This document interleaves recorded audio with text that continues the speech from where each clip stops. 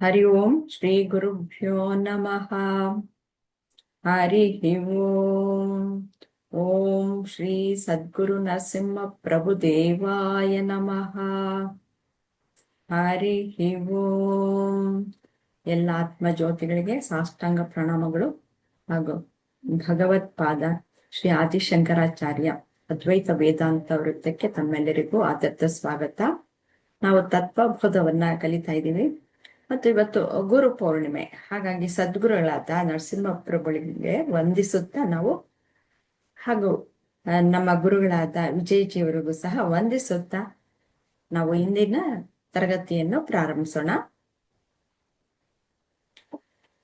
ಶ್ರುತಿ ಸ್ಮೃತಿ ಪುರಾಣಾನಾಂ ಆಲಯಂ ಕರುಣಾಲಯಂ ನಮಾಮಿ ಭಗವತ್ಪಾದಂ ಶಂಕರಂ ಲೋಕಶಂಕರಂ.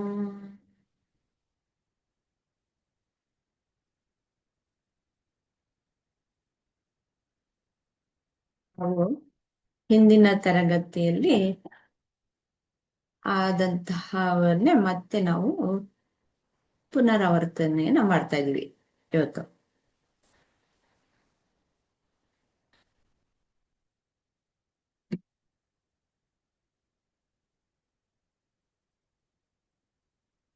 ಯಾತಕ್ಕೆ ಅಂತಂದ್ರೆ ನಾವು ನಿಧಾನಕ್ಕೆ ಕಲಿಬೇಕು. ಇದು ಬೇಸಿಕ್. ಈ ತತ್ವಬೋಧದಲ್ಲಿ ಇರೋದನ್ನ ಕಲ್ತ್ಕೊಂಡ್ಬಿಟ್ರೆ ಚೆನ್ನಾಗಿ, ಇನ್ನ ಎಲ್ಲದರಲ್ಲೂ ಇದೇ ಜ್ಞಾನ ರಿಪೀಟ್ ಆಗ್ತಾ ಇರುತ್ತೆ. ಅದಕ್ಕೋಸ್ಕರ ತತ್ವಬೋಧವನ್ನ ಚೆನ್ನಾಗಿ ಕಲ್ತ್ಕೊಂಡ್ಬಿಡ್ಬೇಕು. ಇದು ಮೊದಲನೇ ಪ್ರಶ್ನೆ ಸುಲಭವಾದ್ದೆ, ವಿಜಯಲಕ್ಷ್ಮಿ ಇವ್ರು ಹೇಳ್ಬಿಡಿ. ಅದೇನು ಕಷ್ಟದ್ದೇನಲ್ಲ. ಫಸ್ಟ್ ಬೇರೆಯವ್ರನ್ನ ಕೇಳಿ ಅಂತೀರ, ಒಬ್ರು ಹೇಳಿ ಸ್ವಲ್ಪ ನೆನಪಿಸ್ಕೊತಾನೆ.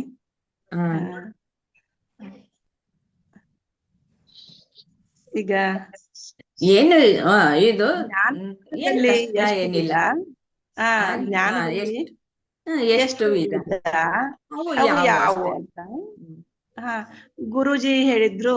ಈಗ ಮೊದಲೇ ಫಸ್ಟ್ ಟೈಮ್ ಒಂದು ಎಕ್ಸಾಮ್ ಕೊಟ್ಟಿದ್ರು, ಒಂದು ಉದಾಹರಣೆ ಕೊಟ್ಟಿದ್ರು ಅಮ್ಮ. ಅದೇ ಒಂದು ಮನೆ ಕಟ್ತೇವಿ, ಅದು ಎಲ್ಲ ಇದು ಲೌಕಿಕ ಆಗ್ತೈತಿ. ನಾವ್ ನಾವು ನಮ್ಮಲ್ಲಿ ಏನ್ ಅರಿವು ಮೂಡ್ತೈತಿ, ಏನ್ ತಿಳ್ಕೊತೇವಿ ಅದು ಜ್ಞಾನ ಅಂತ. ಇನ್ನೊಂದು ಬೇರೆ ಇದರಿಂದ ತಿಳ್ಕೊಳ್ಳೋದು, ಆಮೇಲೆ ಕಣ್ಣಿಗೆ ಕಾಣದೇ ಇರೋದನ್ನ ನಂಬುತ್ತೇವಲ್ಲ, ಅದು ಅಜ್ಞಾನ ಅಂತೇಳಿ. ಅಜ್ಞಾನ ಅಜ್ಞಾನ ಇವು ಎರಡು ಭಾಗ ಅಂತ. ಹೌದಮ್ಮ? ಅಜ್ಞಾನ ಸರಿ, ಆದ್ರೆ ಜ್ಞಾನದಲ್ಲಿ ಎರಡು ಅಂತಂದ್ರೆ ನಾವು ಪ್ರಾಪಂಚಿಕ ವಸ್ತುಗಳನ್ನ ತಿಳಿದುಕೊಳ್ಳೋದಿಕ್ಕೆ, ಅದು ಭೌತಿಕ ಪ್ರಪಂಚವನ್ನ ಅರಿತುಕೊಳ್ಳೋದಿಕ್ಕೆ ಒಂದು ಜ್ಞಾನ, ಮತ್ತೆ ಆತ್ಮಜ್ಞಾನ ಅನ್ನೋದು ಎರಡನೇ ಜ್ಞಾನ. ಎರಡು ವಿಧದಲ್ಲಿ ಜ್ಞಾನ. ಅಜ್ಞಾನ ಜ್ಞಾನ ಅನ್ನೋದು ಅದು ವಿರುದ್ಧ ಪದ. ಅದು ಹೌದು ಅಲ್ವಾ? ಅಜ್ಞಾನ ಅಂತಂದ್ರೆ ಅಲ್ಲಿ ನನಗೆ ಗೊತ್ತಿಲ್ಲ ಅನ್ನೋದು. ಇದು ಜ್ಞಾನದಲ್ಲೇ ಎರಡು ವಿಧ. ನನಗೇನೋ ಗೊತ್ತಿದೆ, ಅದನ್ನ ಹೇಗೆ ತಿಳ್ಕೊಳ್ಳೋದು ಅನ್ನೋದು ಅಜ್ಞಾನ. ಈ ಪ್ರಪಂಚಿಕ ವಸ್ತುಗಳನ್ನ ನಾವು ಅಂದ್ರೆ ಪ್ರಪಂಚದಲ್ಲಿ ಏನ್ ನೋಡ್ತಾ ಇದ್ವಿ ಅದನ್ನೆಲ್ಲ ನಾವು ತಿಳ್ಕೊಳ್ಳೋದು ಒಂದ್ ರೀತಿ ಆದ್ರೆ, ನಮ್ಮ ಆತ್ಮಜ್ಞಾನವನ್ನು ತಿಳ್ಕೊಳ್ಳೋದಕ್ಕೆ ಇನ್ನೊಂದು ರೀತಿ. ಹೀಗೆ ಎರಡು ಇದೆ. ಲಕ್ಷ್ಮೀಜಿ, ಇವೆರಡಕ್ಕೂ ವ್ಯತ್ಯಾಸ ಏನು ಅನ್ನೋದನ್ನ ತಿಳಿಸ್ತೀರಾ?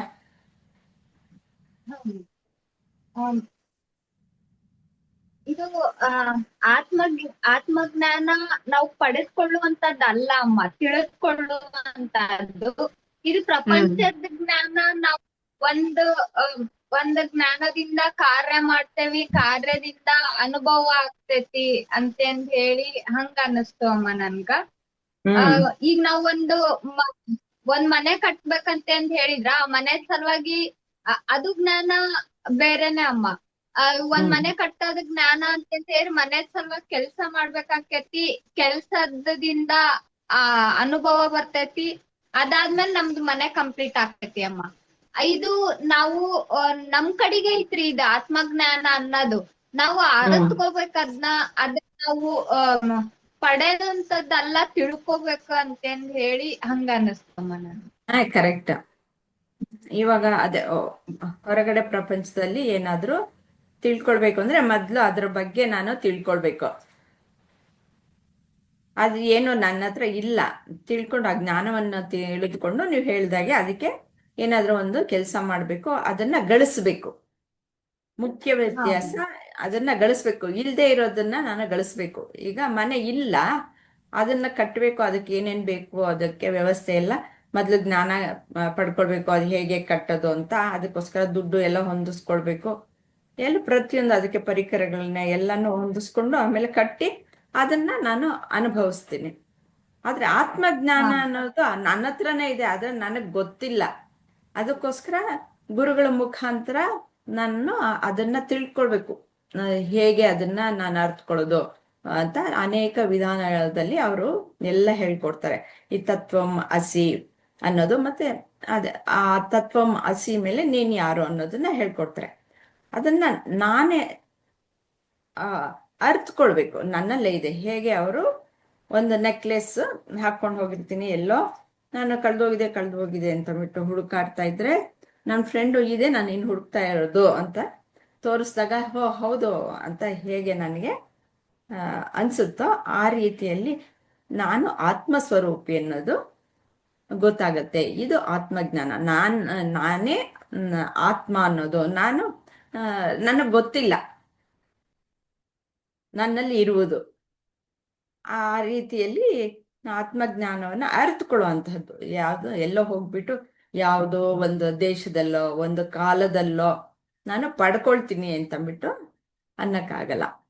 ಅದು ದೇಶ ಕಾಲ ಅನ್ನೋದು ಏನಿಲ್ಲ. ಅದು ಸದಾ ಕಾಲವು ಇರುವಂತಹದ್ದು, ಶಾಶ್ವತವಾದದ್ದು, ಎಲ್ಲ ಸರ್ವವ್ಯಾಪಿಯಾಗಿರುವಂತಹದ್ದು.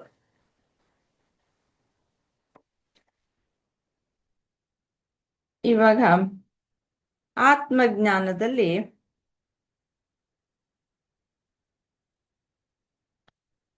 ಯಾರು ಬಂದಿದ್ದಾರೆ? ಸಾವಿತ್ರಿ ಅವರು, ನಾನು ಏನ್ ತಿಳ್ಕೊಳ್ತೀನಿ, ಏನ್ ತಿಳ್ಕೊಳ್ಬಹುದು ಆತ್ಮಜ್ಞಾನದಲ್ಲಿ? ಸಾವಿತ್ರಿ ಅವರು ಹೇಳ್ತೀರಾ? ಅದೇ ನಾನು ಸಚ್ಚಿತ್ ಆನಂದ ಸ್ವರೂಪ ಅಂತ. ಯಾಕೆಂದ್ರೆ ಸತ್ ಚಿತ್ತು ಅಂದ್ರೆ ನನಗ್ ಗೊತ್ತಿದೆ, ಆನಂದ ಅನ್ನೋದು ನನಗ್ ಗೊತ್ತಿಲ್ಲ. ಅದು ಪೂರ್ಣವಾಗಿರ್ತಕ್ಕಂಥ ವಸ್ತು. ಹಾಗಾಗಿ ನಾವು ಅದನ್ನ ತಿಳ್ಕೊಬೇಕಾಗಿರತ್ತೆ. ಸತ್ ಅಂತಂದ್ರೆ ಇರೋದದು. ಚಿತ್ ಅಂತಂದ್ರೆ ಇದೀನಿ ಅನ್ನೋದು ಅರಿವಾಗ್ತಾ ಇರೋದು. ಹಾಗಾಗಿ ಅವೆರಡು ಗೊತ್ತಿದೆ. ಆನಂದದ ಬಗ್ಗೆ ತಿಳ್ಕೊಬೇಕಾಗಿರೋದ್ರಿಂದ ನಾವು ಈ ತತ್ವಬೋಧದ ಮೂಲಕ ಅದು ವಿಚಾರಣೆ ಮಾಡ್ತಾ ನಾವು ತಿಳ್ಕೊಬಹುದು. ಪ್ರಭುಜಿ ಅವರು ಹೇಳಿರೋ ಸತ್ ಅಂದ್ರೆ ಏನು? ಸತ್ ಅಂತಂದ್ರೆ ಪ್ರಶ್ನೆಗಳಲ್ಲಿ ಬರುತ್ತೆ. ಸತ್ ಅಂತಂದ್ರೆ ಇರುವಿಕೆ ಅಂತ. ಇರುವಿಕೆನಲ್ಲಿ ಎಲ್ಲವೂ ಇರತ್ತಲ್ವಾ, ಪ್ರತಿಯೊಂದು ಎಲ್ಲ ಇರುವಿಕೆಯನ್ನು ಬಿಟ್ಟು ಇನ್ ಬೇರೆ ಎಲ್ಲೂ ಯಾವ್ದು ಇರಕ್ಕಾಗಲ್ಲ. ಇರುವಿಕೆನಲ್ಲೇ ಎಲ್ಲ ಇರತ್ತೆ, ಎಲ್ಲಾ ವಸ್ತುಗಳಾಗಿರ್ಬೋದು, ಪ್ರತಿಯೊಂದು ಅದನ್ನ ಅರಿತಾ ಇರೋದು. ಯಾಕೆಂದ್ರೆ ಇಲ್ಲ ಅಂದ್ರೆ ಅವನು ಆ ಇರುವಿಕೆಯನ್ನು ಅರಿಯಕ್ಕಾಗಲ್ಲ.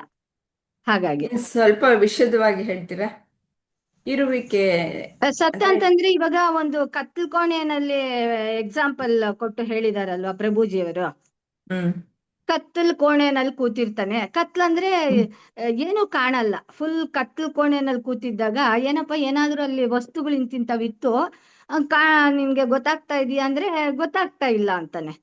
ಯಾಕೆ ಅಂತಂದ್ರೆ ಅಲ್ಲಿ ಇಂದ್ರಿಯಗಳ ಮೂಲಕ ನೋಡಕ್ ಆಗ್ತಾ ಇಲ್ಲ, ಗೊತ್ತಾಗ್ತಾ ಇಲ್ಲ, ಕತ್ಲಾಗಿದೆ.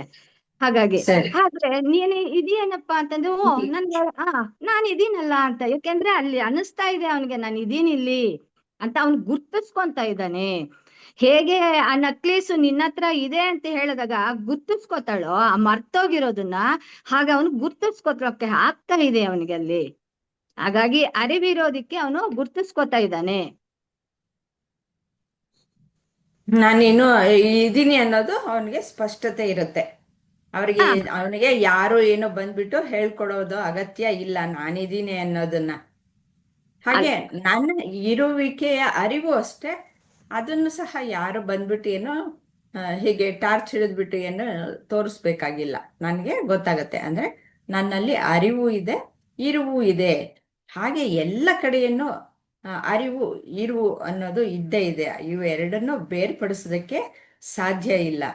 ಯಾಕೆಂದ್ರೆ ಇದೇ ಇದೆ ಅನ್ನೋದು, ಇವಾಗ ನಾನು ಮಾತ್ರ ಇದೀನಿ ಅಂತ ಅಲ್ಲ, ಬೇರೆನೂ ಇವಾಗ ವಸ್ತುಗಳು ಇವೆ ಇವೆ ಇವೆ ಅಂತ ಹೇಳ್ತೀವಲ್ವಾ, ಆ ಇದೇ ಇದೆ ಅನ್ನೋದು ಸಕಲದ್ರಲ್ಲೂ ಸಹ ಇದೆ ಅನ್ನೋದು ಆ, ಇದ್ದೇ ಇದೆ. ಅಸ್ತಿತ್ವ ಅನ್ನೋದು ಅಖಂಡ, ಅದು ಎಲ್ಲೆಡೆಯೂ ಇರುವಂತಹದ್ದು. ಅದು ಹೇಗೆ ಇವಾಗ ಆಕಾಶವನ್ನ ನಾವು ಭಾಗಗಳಾಗಿ ಮಾಡೋದಕ್ಕೆ ಸಾಧ್ಯ ಇಲ್ಲ. ಈಗ ಮನೆ ಒಂದು ತಗೊಳ್ತೀವಿ ಅಂತ ಹೇಳ್ತಾರೆ ಗುರೂಜಿ, ಅಲ್ಲಿ ಮನೆ ಒಳಗಿನ ಅವಕಾಶ ಮತ್ತೆ ಮನೆಯ ಹೊರಗಡೆ ಅವಕಾಶ ಎರಡು ಒಂದೇ, ಅದನ್ನ ಬೇರ್ಪಡಿಸೋದಕ್ಕೆ ಸಾಧ್ಯ ಇಲ್ಲ. ಹಾಗೆ ಎಲ್ಲ ಕಡೆನೂ ಇರುವಂತಹದ್ದು ಇದೆ ಅನ್ನೋದು, ಅಸ್ತಿತ್ವ ಅನ್ನೋದು ಎಲ್ಲಾ ಕಡೆನೂ ಇದೆ. ಮತ್ತೆ ನನಗೆ ಅರಿವಿದೆ. ಆ ಎಲ್ಲ ವಸ್ತುಗಳನ್ನ ನಾನು ಗುರುತಿಸುವ ಅರಿವು ಅನ್ನೋದು ಇದೆ. ಅರಿವು ಮತ್ತೆ ಇರುವು ಅನ್ನೋದನ್ನ ಎರಡನ್ನು ಬೇರ್ಪಡಿಸೋದಕ್ಕೆ ಸಾಧ್ಯ ಇಲ್ಲ.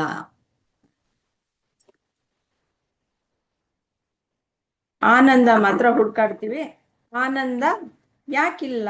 ಆನಂದ ಇದೆ, ಆದ್ರೆ ನನ್ನ ತಪ್ಪು ತಿಳುವಳಿಕೆ, ನನ್ನ ಅಜ್ಞಾನ.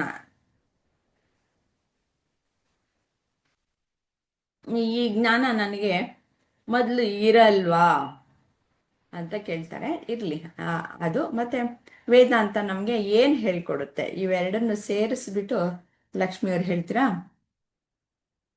ಇದನ್ನು ಹೇಳ್ಬೋದು, ಒಂದಕ್ಕೊಂದು ಕನೆಕ್ಟೆಡ್ ಅಷ್ಟೇ. ಅವೆರಡು ಅಟೆಂಪ್ಟ್ ಮಾಡಿ. ಹಾ ಅಮ್ಮ, ಇದು ಆತ್ಮಜ್ಞಾನ ನಮಗ್ ಆತ್ಮಜ್ಞಾನ. ಮೊದ್ಲೇ ಹಾ ಅಮ್ಮ, ಮೊದ್ಲೇ ಐತಿ ಅಮ್ಮ. ಆದ್ರ ಅದ್ ಇರೋದ್ ನಮಗ್ ಅರಿವಿಗಿರ್ಲಿಲ್ಲ. ಆ ಆ ಇವಾಗ ಹೆಂಗಕಿ ಒಂದ್ ಹೆಂಗ್ಸು ನಕ್ಲೆಸ್ ಹಾಕೊಂಡಿರ್ತಾಳ, ಆದ್ರ ಅದು ಮತ್ತೊಬ್ರು ಬಂದು ತೋರ್ಸೋವರ್ಗುನು ಆಕಿಗ್ ನಾನ್ ಹಾಕೊಂಡಿರೋ ತನ್ನ ನಕ್ಲೆಸಿಂದ ಅರಿವು ತನಗಿರ್ಲಿಲ್ಲ. ಯಾವಾಗ ನಿನ್ ನಕ್ಲೆಸ್ ನಿನ್ ಕೊಳ್ಳೊಳಗ ಐತಿ, ನಿನ್ ಕುತ್ಕಿ ಒಳಗ ನಿನ್ ನಕ್ಲೆಸ್ ಐತಿ ಅಂತಂದ್ ಹೇಳಿದ್ರು, ಅವಾಗ ಅಕ್ಕಿದ್ ಅದು ಇರುವಿಕೆದ್ ಅರಿವಾತು. ಆತ್ಮಜ್ಞಾನ ನಮ್ಮೊಳಗ ಐತಿ, ಅದ್ರ ನಮ್ಗಿನ್ನೂ ಅರಿವಿಗ್ ಬಂದಿರ್ಲಿಲ್ಲ ಅಂತಂದ್ ಹೇಳಿ ಆ ಹೇಳ್ಬೋದು ಅಮ್ಮ. ಇದು ವೇದಾಂತ ನಮಗ ನಮ್ ಸ್ವರೂಪನ್ ಹೇಳ್ಕೊಡ್ತೈತಿ ಅಂತಂದ್ ಹೇಳಿ ಹೇಳಾರ್ರಿ ಇಲ್ಲೇ. ನಮ್ಮ ಸ್ವರೂಪ ಏನದು? ನಮ್ ಸಚ್ಚಿತ್ತ ಆನಂದ ಸ್ವರೂಪ ಅಮ್ಮ. ಯಾವಾಗ್ಲೂನು ಆ ಸ್ವರೂಪನ ನಮ್ಗ್ ಹೇಳ್ಕೊಡ್ತೈತಿ ಅಂತಂದ್ ಹೇಳಿ ಹೇಳಾರ್ರಿ. ಕರೆಕ್ಟ್. ನಾನು ಸಚ್ಚಿತ್ತ ಆನಂದ ಸ್ವರೂಪಿ ಅಂದ್ರೆ ನಾನು ಆತ್ಮ ಸ್ವರೂಪಿ, ಪರಬ್ರಹ್ಮ ಸ್ವರೂಪಿ ಅಂತ ಹೇಳ್ಕೊಡುತ್ತೆ. ಅದನ್ನ ಯಾವ ಒಂದು ವಾಕ್ಯದ ಮುಖಾಂತರ ಹೇಳ್ಕೊಡ್ತಾರೆ ಅಂತಂದ್ರೆ, ತತ್ವಂ ಅಸಿ ಅನ್ನುವುದರ ಮೂಲಕ ಹೇಳ್ಕೊಡ್ತಾರೆ. ಅಂದ್ರೆ ತತ್ ಅಂತಂದ್ರೆ ಅದು, ತ್ವಂ ಅಂತಂದ್ರೆ ನೀನು, ನೀನು ಅದು ಒಂದೇ, ಅಸಿ ಅಂತಂದ್ಬಿಟ್ಟು ಅಂದ್ರೆ ಅದು ಅಂತಂದ್ರೆ ಭಗವಂತ. ನಾನು ಅನ್ಕೊಂಡಿರೋದೇನು, ನಾನು ಬೇರೆ, ಈ ಪ್ರಪಂಚ ಅನ್ನೋದು ಬೇರೆ, ಮತ್ತೆ ಇದನ್ನ ನೋಡ್ತಾ ಇರುವಂತಹ, ಸೃಷ್ಟಿ ಮಾಡಿರುವಂತಹ ಈಶ್ವರ ಬೇರೆ ಅಂತ ಅನ್ಕೊಳ್ತೀನಿ. ಆದ್ರೆ ವೇದಾಂತ ಹೇಳ್ಕೊಡ್ತಾ ಇದೆ, ಇಲ್ಲ, ನೀನು ಈ ಪ್ರಪಂಚ ಮತ್ತೆ ಈಶ್ವರ ಎಲ್ಲನೂ ಒಂದೇ, ಎಲ್ಲವೂ ಆತ್ಮಸ್ವರೂಪಿ, ಪರಮಾತ್ಮ ಸ್ವರೂಪಿ ಅಂತ ಹೇಳ್ಕೊಡುತ್ತೆ. ಅದು ತತ್ವಮಸಿ. ಅದರ ಸ್ವರೂಪ ಲಕ್ಷಣ ಏನು ಅಂತಂದ್ರೆ ಸಚ್ಚಿದಾನಂದ. ಆತ್ಮದ ಸ್ವರೂಪ ಲಕ್ಷಣ ಸಚ್ಚಿದಾನಂದ. ಏನ್ ಹೇಳಿ? ಇವಾಗ ನಾನಿದ್ದೀನಿ, ನನಗೊಂದು ಲಕ್ಷಣ ಅನ್ನೋದಿರುತ್ತೆ ಅಲ್ವಾ? ಅದು ಸ್ವರೂಪ ಲಕ್ಷಣ ಸಚ್ಚಿದಾನಂದ ಸ್ವರೂಪ ಅಂತಂದ್ಬಿಟ್ಟು. ಗೊತ್ತಾಯ್ತಲ್ವಾ ಲಕ್ಷ್ಮೀಜಿ? ಆತ್ಮದ ಸ್ವರೂಪ ಲಕ್ಷಣ. ವಿಜಯಲಕ್ಷ್ಮಿ ಅವ್ರಿಗೂ ಗೊತ್ತಾಯ್ತಾ?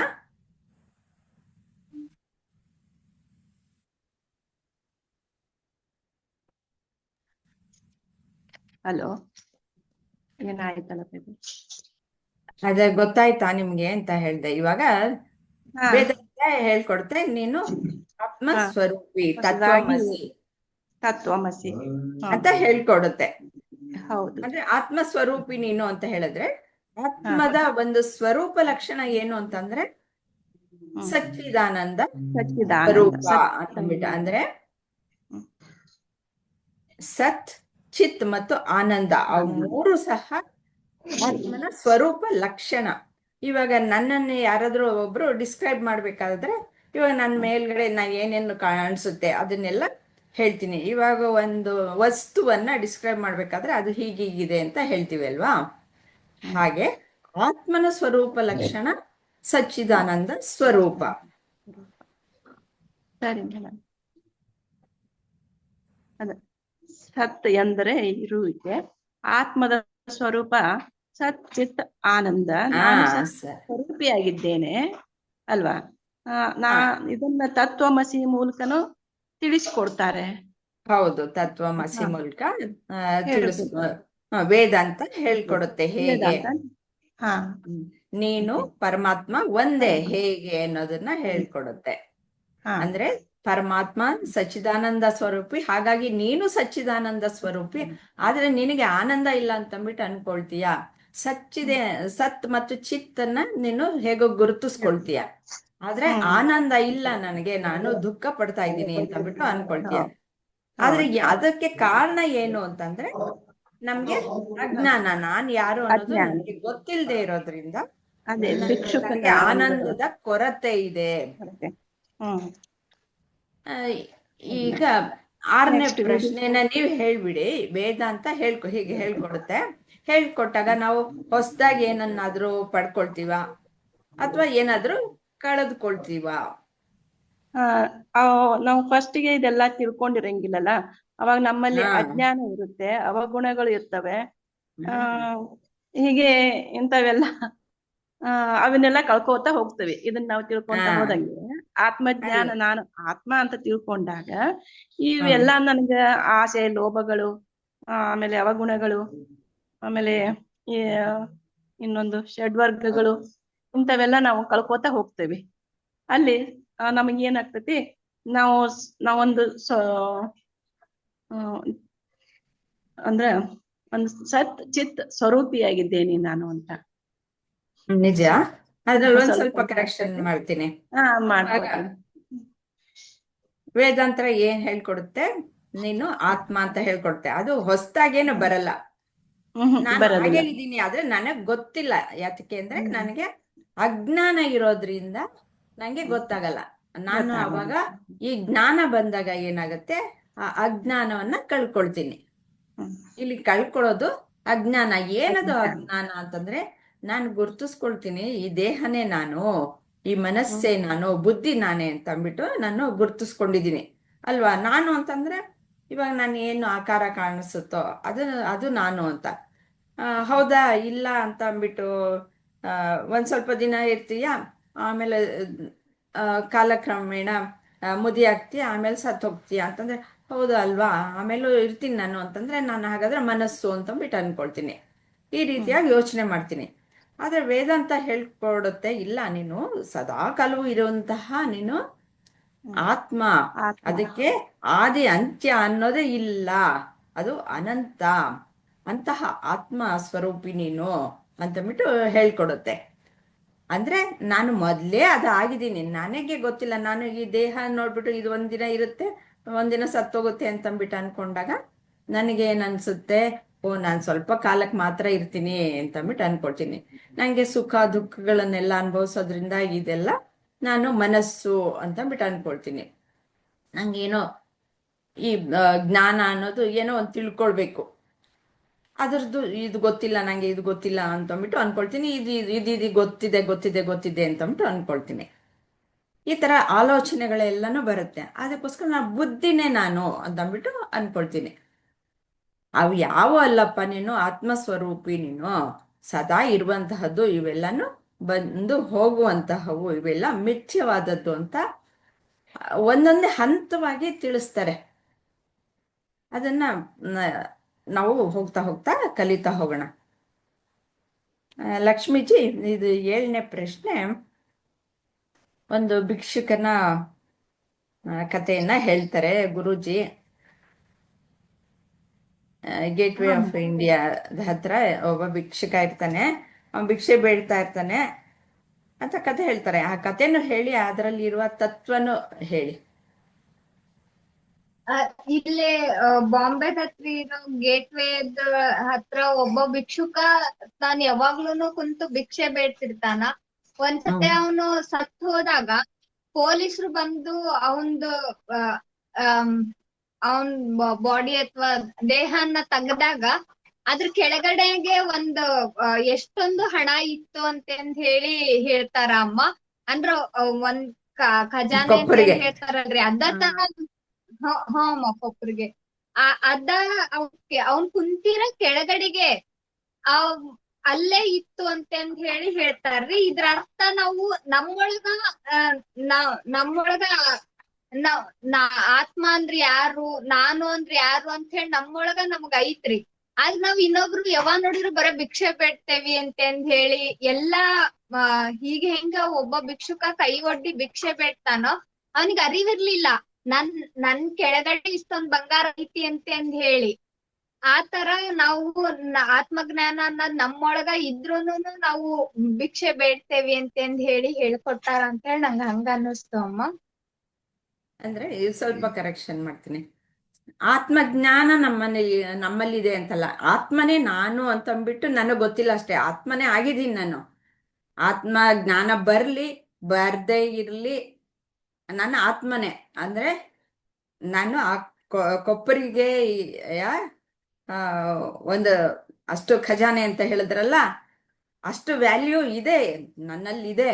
ಆದ್ರೆ ನನಗೆ ಗೊತ್ತಿಲ್ಲ. ಯಾಕೆ ಅಂದ್ರೆ ನಾನು ದೇಹ ಮನಸ್ಸು ಬುದ್ಧಿ ಅಂತಂದ್ಬಿಟ್ಟು ಗುರುತಿಸ್ಕೊಂಡಿದ್ದೀನಿ. ಇವಾಗ ತಾನೇ ನಾವು ಚಿಂತನೆ ಮಾಡಿದ್ವಿ, ನಾನು ದೇಹ ಅಂದಾಗ ನಾನು ಇನ್ನೇನು ಒಂದ್ ಸ್ವಲ್ಪ ದಿನ ಇರ್ತೀನಿ, ಸತ್ತು ಹೋಗ್ತೀನಿ ಅಂತಂದ್ಬಿಟ್ಟು ಅಲ್ಲಿ ನನಗೆ ಲಿಮಿಟೇಷನ್, ಕಾಲದ ಮಿತಿ ಬಂತು, ಸ್ಥಳದ ಮಿತಿ ಬಂತು, ಇಷ್ಟಕ್ಕೆ ಮಾತ್ರ ಸೀಮಿತ ಅಂತಂದ್ಬಿಟ್ಟು ಆಯ್ತು. ಹೀಗೆ ಮತ್ತೆ ಸುಖ ದುಃಖಗಳು ಬರುತ್ತಪ್ಪ ನನಗೆ, ಅದಕ್ಕೆ ನನಗೆ ಬರುತ್ತೆ ಅಂತಂದ್ಬಿಟ್ಟು ಅನ್ಕೊಳ್ತೀನಿ. ಅವಾಗ ಮನಸ್ಸಾಗೋಗ್ತೀನಿ, ಅಲ್ಲೂ ಸೀಮಿತತೆ ಆಯ್ತು. ಹಾಗೆ ನನ್ನ ಬುದ್ಧಿನೂ ಅಷ್ಟೇ. ಹಾಗೆ ಅನ್ಕೊಳ್ಳೋದ್ರಿಂದ ನನಗೆ ಇಲ್ಲ, ನಾನು ಅಮಿತವಾದಂತಹ ಆನಂದ ಸ್ವರೂಪಿ, ನಾನು ಸಚ್ಚಿದಾನಂದ ಸ್ವರೂಪಿ ಅನ್ನೋದು ನನಗೆ ತಿಳುವಳಿಕೆ ಇರಲ್ಲ. ಅಂದ್ರೆ ಅವನು ಹೇಗೆ ಕೊಪ್ಪರಿಗೆ ಮೇಲೆ ಕೂತಿದ್ದಾನೆ ಆದ್ರೂ ಗೊತ್ತಿಲ್ಲ.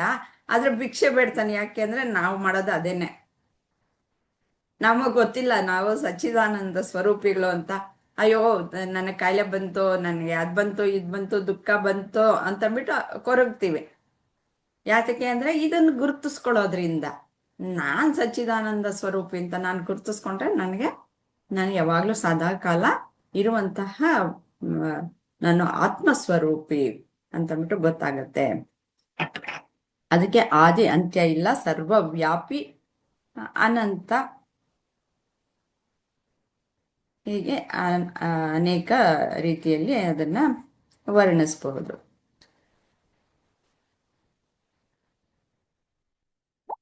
ಆತ್ಮಜ್ಞಾನ ಬರ್ದೇ ಇರ್ಲಿ, ನಾವು ಅದೇ ತಾನೆ.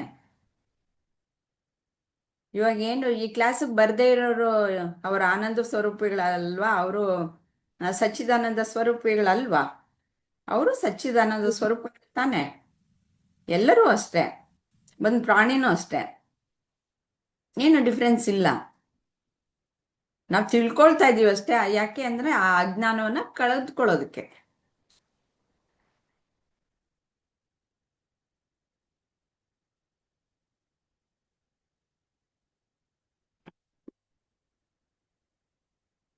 ಈ ವೇದಾಂತ ಏನ್ ಹೇಳ್ಕೊಡುತ್ತೆ ಅನ್ನೋದು ನಾಗ್ಲೇ ಅಟೆಂಪ್ಟ್ ಮಾಡಾಗಿದೆ. ತತ್ವಮಸಿ ಅಂತ ಹೇಳ್ಕೊಡುತ್ತೆ ಅಂತ.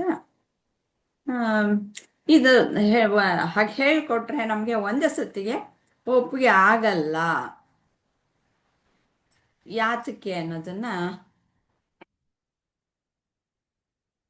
ಇವ್ರು ಹೇಳ್ಬೇಕು, ಸಾವಿತ್ರಿ ಅವರು ಹೇಳ್ಬೇಕು.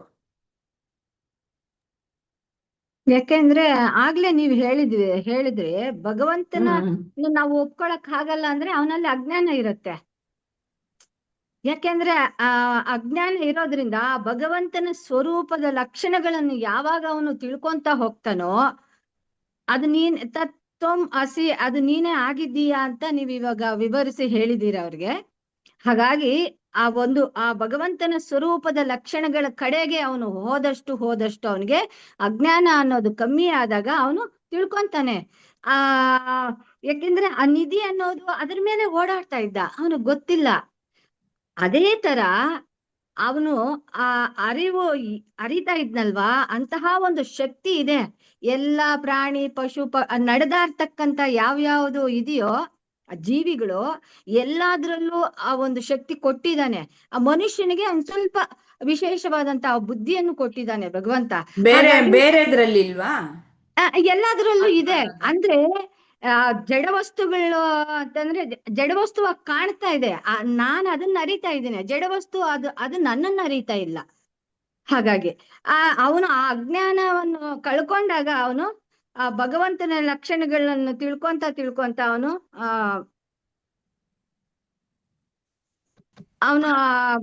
ಅದೇ ಅಲ್ವಾ ಕ್ವಶನ್. ಆ ಒಂದೇ ಬಾರಿಗೆ ಒಪ್ಕೊಳಕ್ಕಾಗಲ್ಲ. ಯಾಕೆ ಒಂದೇ ಬಾರಿಗೆ ಒಪ್ಕೊಳಕ್ಕಾಗಲ್ಲ ಅಂದ್ರೆ ಅವನಲ್ಲಿ ಅಜ್ಞಾನ ಇರತ್ತೆ. ಅವನು ಆ ಭಗವಂತನ ಬಗ್ಗೆ ತಿಳ್ಕೊಂತ ಹೋದ್ಮೇಲೆ ಅವನು ಒಪ್ಕೊಂತಾನೆ. ಅಜ್ಞಾನ ಅನ್ನೋದು ಕಮ್ಮಿ ಆಗ್ತಾ ಹೋದಾಗ ಅವನು ಒಪ್ಕೊಂತಾನೆ. ಇವಾಗ ಒಂದು ವಸ್ತುವಿನ ಬಗ್ಗೆ ನೀವು ಈಗ ಹೇಳಿದ್ರಲ್ವಾ, ಮನೆ ಕಟ್ಬೇಕು ಅಂತಂದ್ರೆ ಅದ್ರ ಬಗ್ಗೆ ಅವನು ತಿಳ್ಕೊಂತಾನಲ್ವಾ. ಆದ್ಮೇಲೆ ಅದಕ್ಕೆ ಬೇಕಾದಷ್ಟು ದುಡ್ಡು ಸಂಪಾದನೆ ಮಾಡ್ಕೊಂಡು ಮುಂದುವರಿಸ್ತಾನೆ. ಅದೇ ತರ ಭಗವಂತನ ಲಕ್ಷಣಗಳನ್ನು ಅವನು ತಿಳ್ಕೊಂಡಾಗ ಮುಂದುವರಿಸ್ತಾ ಹೋದಾಗ ಅವನು ಅದನ್ನ ತಿಳ್ಕೊಂತ ಹೋಗ್ತಾನೆ. ಹಾಗಾಗಿ ಒಂದೇ ಬಾರಿಗೆ ಅವನಿಗೂ ಒಪ್ಕೊಳಕ್ಕಾಗಲ್ಲ. ಮತ್ತೆ ಆ ಲಕ್ಷಣಗಳನ್ನ ಅಲ್ಲ, ನೀನ್ ಭಗವಂತ ಆಗೋಗ್ಬಿಟ್ಟಿದೀಯಲ್ಲಪ್ಪ ಅಂತಂದ್ರೆ ಅದು ಹೆಂಗ್ ಭಗವಂತ? ಭಗವಂತ ಅಂದ್ರೆ ದೊಡ್ಡವನು, ನಾವು ಪೂಜೆ ಮಾಡ್ತೀವಿ, ನಮಸ್ಕಾರ ಮಾಡ್ತೀವಿ, ಅಯ್ಯೋ ನಾವು ಭಗವಂತನಷ್ಟ ಅಂತ ನಾವು ಒಪ್ಕೊಳ್ಳಲ್ಲ. ನಮಗ್ ಗೊತ್ತಿರಲ್ವಲ್ಲ, ಭಗವಂತನ ಬಗ್ಗೆ ನಮಗ್ ಗೊತ್ತಿರಲ್ಲ. ಅದನ್ನೇ ನಮ್ ಪ್ರಭುಜಿ ಗುರೂಜಿ ಅವರು ತಿಳಿಸ್ಕೊಡ್ತಾ ಇರೋದು. ಈ ತತ್ವಬೋಧದ ಮುಖಾಂತರ ಸ್ಪಷ್ಟವಾಗಿ ತಿಳಿಸ್ಕೊಡ್ತಾ ಇದ್ದಾರೆ ಅದನ್ನೇ ಅವರು. ಹಾಗಾಗಿ ಒಂದು ಬಾರಿಗೆ ಅವನಿಗೆ ಒಪ್ಕೊಳಕ್ಕಾಗಲ್ಲ, ಹೋಗ್ತಾನೆ. ಗುರುತಿಸಕ್ಕೂ ಸಹ ಅವನಿಗೆ ಗೊತ್ತಾಗ್ಬೇಕು ಸ್ವರೂಪ ಲಕ್ಷಣ ಏನು ಅನ್ನೋದು. ಸುಮ್ನೆ ಆತ್ಮ ಅಂದ್ಬಿಟ್ರೆ ಏನು ಗೊತ್ತಾಗಲ್ಲ. ನೀನು ಅದನ್ನ ವಿವರಿಸಿ ಹೇಳ್ಬೇಕು. ಒಂದು ಏರ್ಪೋರ್ಟ್ ಅಲ್ಲಿ ಫ್ರೆಂಡ್ ಬರ್ತಾ ಇರ್ತಾರೆ, ಅವ್ರನ್ನ ಕರ್ಕೊಂಬ ಅಂತ ಹೇಳ್ಬಿಟ್ರೆ ಯಾರನ್ನ ಕರ್ಕೊಂಡ್ ಬರ್ತಾರೆ ಅಂತ ಒಂದು ಸ್ಟೋರಿ ಹೇಳಿದ್ರು. ಹಾಗೆ ಯಾರನ್ನ ಕರ್ಕೊಂಬರಕ್ಕಾಗತ್ತೆ? ಅಲ್ಲಿ ಎಷ್ಟೋ ಜನ ಬರ್ತಾರೆ. ಅದೇ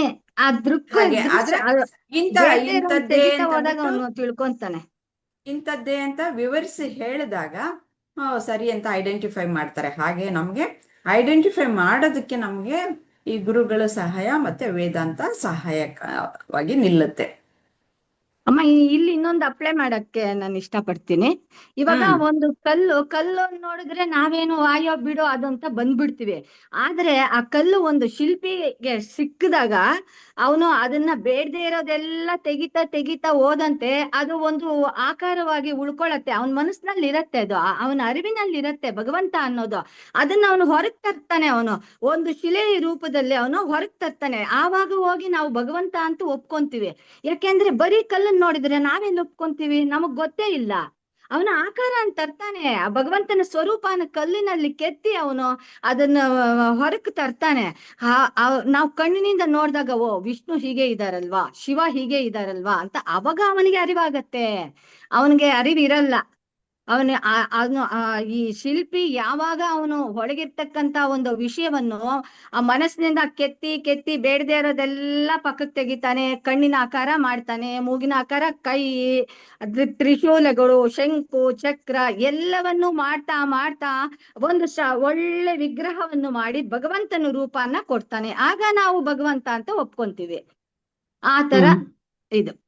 ಅದನ್ನ ಇವಾಗ ಸಚ್ಚಿದಾನಂದ ಅನ್ನೋದಕ್ಕೆ ಅಪ್ಲೈ ಮಾಡಿ. ಯಾವುದು ಸಚ್ಚಿದಾನಂದ? ನೀವು ಹೇಳಿದ್ದು ಸ್ಟೋರಿನ ಸಚ್ಚಿದಾನಂದ ಅನ್ನೋದಕ್ಕೆ ನೀವು ಅಪ್ಲೈ ಮಾಡಿ. ಯಾಕೆ ಅಂತಂದ್ರೆ ಇರೋದೆಲ್ಲವೂ ಭಗವಂತನ ಸ್ವರೂಪನೇ ಅಲ್ವಾ. ಆಮೇಲೆ ಅದು ಮುಂದಕ್ಕೆ ಬರತ್ತೆ ಅದು ಹಾಗೆ ಇವಾಗ ಇವಾಗ ನಾನು ಆತ್ಮ ಅಂತ ಆತ್ಮ ಅಂತ ಬಿಟ್ಟು ನಾನು ಗುರ್ತಿಸ್ಕೊಳ್ಬೇಕಾದ್ರೆ ಬೇಡದೆ ಇರುವಂತಹದ್ದನ್ನೆಲ್ಲ ನೀವು ಹೇಳಿದ್ರಲ್ಲ. ಬೇಡ್ದಿ ಇವಾಗ ನೀವು ಶರ್ಟ್ ಹೇಳಿದ್ರಲ್ವಾ, ಶರ್ಟ್ದು ಗುರ್ತು ಹೇಳ್ಬಿಟ್ಟು ಕಳ್ಸಿರ್ತಾರೆ. ನೋಡಪ್ಪ ಈ ತರ ಕೆಂಪು ಒಂದು ಚೆಕ್ಸ್ ಇರತ್ತೆ ಅಂತ ಹೇಳಿ ಕಳ್ಸಿರ್ತಾರೆ. ಏರ್ಪೋರ್ಟ್ ಹೋದಾಗ ಆ ಜನಗಳ ಮಧ್ಯೆ ಅವನಿಗೆ ಗುರ್ತಿಸಕ್ಕಾಗಲ್ಲ. ನೋಡ್ತಾನೆ, ಓ ಇದು ಮಿಕ್ಸ್ ಆಗಿದೆ, ಬರೀ ಕೆಂಪೆ ಅಂತ ಹೇಳಿದ್ರಲ್ವಾ ಅಂತ. ಮತ್ತೆ ಇನ್ನೂ ಒಂದಷ್ಟು ಆ ಲಕ್ಷಣಗಳನ್ನ ಹೇಳಿರ್ತಾರೆ. ಒಂದು ಲಕ್ಷಣ, ಆ ಒಂದು 2-3 ಲಕ್ಷಣಗಳನ್ನ ಹಿಡ್ಕೊಂಡು ಅವ್ರು ಮಾತಾಡೋದು ಅವ್ರು ಅಲ್ಲಿ ಹೇಳಿರ್ತಾರೆ. ಆ ಪ್ರಕಾರ ಅವನು ಬೇಡದೆ ಇರೋದು ತೆಗೆದಾಗ ಅವನು ಆ ಲಕ್ಷಣಗಳಲ್ಲಿ ಇವರಲ್ಲಿ ಇದೆಯಲ್ವಾ, ಹಾಗಾದ್ರೆ ಇವರೇ ಅಂತ ಆವಾಗ ಒಪ್ಕೊಂತಾನೆ. ಸರಿ, ನನ್ನಲ್ಲಿ ಬೇಡದೆ ಇರೋದನ್ನ ಏನೇನ್ ತೆಗಿಬೇಕು ನಾನು ಆತ್ಮ ಅಂತ ಅನ್ಬೇಕಾದ್ರೆ? ನನ್ನ ಅಜ್ಞಾನವನ್ನ, ನಾನು ಏನೇನೋ ಅಜ್ಞಾನವನ್ನ ಕಲ್ತ್ಕೊಂಡಿರ್ತೀನಿ. ಚಿಕ್ಕ ಮಗು ಇದ್ದಾಗಿಂದ ಗೊತ್ತಿರ್ಲಿಲ್ಲ, ಹೇಳಿರ್ತಾರೆ. ಈಗ ದೇಹ ಮನಸ್ಸು ಬುದ್ಧಿಗಳು ನಾನಲ್ಲ ಅಂದ್ಮೇಲೆ, ಯಾಕೆ ಅಂತಂದ್ರೆ ಒಂದು ಶಕ್ತಿಯಿಂದ ಅವು ಕೆಲಸ ಮಾಡ್ತಾ ಇದೆ. ಮೊನ್ನೆ ಒಂದು ವಿಡಿಯೋದಲ್ಲಿ ನೀವು ಅದ್ರ ಬಗ್ಗೆ ಎಲ್ಲ ಹೇಳಿದಿರ, ಕೋಶಗಳ ಬಗ್ಗೆ.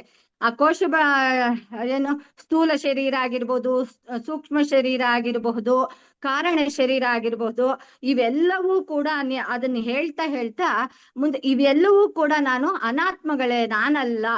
ಇದನ್ನ ನಡೆಸ್ತಾ ಇರ್ತಕ್ಕಂತ ಒಂದು ಶಕ್ತಿ, ಆ ಪರಮಾತ್ಮನ ಶಕ್ತಿ, ಚೈತನ್ಯ ರೂಪದ ಶಕ್ತಿ, ಅದು ಎಲ್ಲಾ ಕಡೆ ಇದೆ ಹಾಗೆ ಅಂತ ನಂಗೆ ಆತ್ಮ ಅನ್ನೋದು ತೋರಿಸ್ಬೇಕು ಅಂತಂದ್ರೆ, ಈಗ ಅನಾತ್ಮ ಅನ್ನೋದನ್ನ ನಾನು ಬೇರೆ ಬೇರೆ ಪಕ್ಕಕ್ಕೆ ಇಡ್ತಾ ಹೋಗ್ಬೇಕು. ಹೀಗೆ ನಾನು ವಿವೇಕದಿಂದ ಅದನ್ನ ಬೇರ್ಪಡಿಸ್ತಾ ಹೋಗ್ಬೇಕು. ಆವಾಗ ನನಗೆ ಆತ್ಮದ ಸ್ವರೂಪ ಅನ್ನೋದು ಏನು ಅನ್ನೋದು ತಿಳಿಯುತ್ತೆ. ಆತ್ಮ ಸ್ವರೂಪ ಏನು ಅನ್ನೋದನ್ನ ವೇದಾಂತ ಮತ್ತೆ ಗುರುಗಳು ಹೇಳ್ಕೊಟ್ಟಿದ್ದಾರೆ. ನೀನು ಸಚ್ಚಿದಾನಂದ ಸ್ವರೂಪಿ, ನೀನು ಆತ್ಮ ಸ್ವರೂಪಿ, ನೀನು ಯಾವಾಗ್ಲೂ ಇರುವಂತಹದ್ದು ಅಂತಂದ್ಬಿಟ್ಟು ಹೇಳ್ಕೊಟ್ಟಿದ್ದಾರೆ. ಮತ್ತೆ ತತ್ವಮಸಿ ಅನ್ನೋದರ ಮುಖಾಂತರವೂ ಹೇಳ್ಕೊಟ್ಟಿದ್ದಾರೆ, ನೀನು ಮತ್ತೆ ಭಗವಂತ ಬೇರೆ ಅಲ್ಲ ಅಂತ. ಅದಕ್ಕೋಸ್ಕರ ನಾವು ಈ ಅನಾತ್ಮವನ್ನ ಬೇರ್ಪಡಿಸೋದನ್ನ ಕಲಿಬೇಕು. ಹೇಗೆ ಇವರು ಟೈ ಹಾಕೊಂಡ್ ಬಂದಿದ್ದಾರೆ ಅಂತಂದ್ರೆ ಟೈ ಇರೋರನ್ನ ನೋಡ್ಬೇಕು, ಟೈ ಹಾಕದೆ ಇರೋರ್ನ ನೋಡ್ಬಾರ್ದು. ಹಾಗೆ ನಾನು ದೇಹ ಮನಸ್ಸು ಬುದ್ಧಿ ಅಲ್ಲ ಅನ್ನೋದನ್ನ ಅಂತ ನಾನು ಅದನ್ನ ಪಕ್ಕಕ್ಕಿಟ್ಟಾಗ ನನಗೆ ಆತ್ಮದ ಅರಿವು ಆಗತ್ತೆ. ಲಕ್ಷ್ಮೀಜಿ, ಇಲ್ಲಿ ಏನಾದ್ರು ಕ್ಲಾರಿಫಿಕೇಶನ್ ಬೇಕಾ? ವಿಜಯಲಕ್ಷ್ಮಿ ಅವ್ರಿಗೆ ಏನಾದ್ರು ಕ್ಲಾರಿಫಿಕೇಶನ್ ಬೇಕಾ? ಇಲ್ಲೇ ಪೂರ್ತಿ ಇದ್ ಮಾಡ್ಕೊಂಡಿ ಕ್ಲಾರಿಫೈ ಮಾಡ್ಕೊಳ್ಳಿ. ಮೇಡಮ್ ಇಲ್ಲೇ ನಾನು ತಿಳ್ಕೊತಾ ಇದ್ದೀನಿ. ಗೊತ್ತಾಯ್ತಲ್ವಾ? ಗೊತ್ತಾಯ್ತಮ್ಮ, ತಿಳ್ಕೊತಾ ಇದ್ದೀನಿ.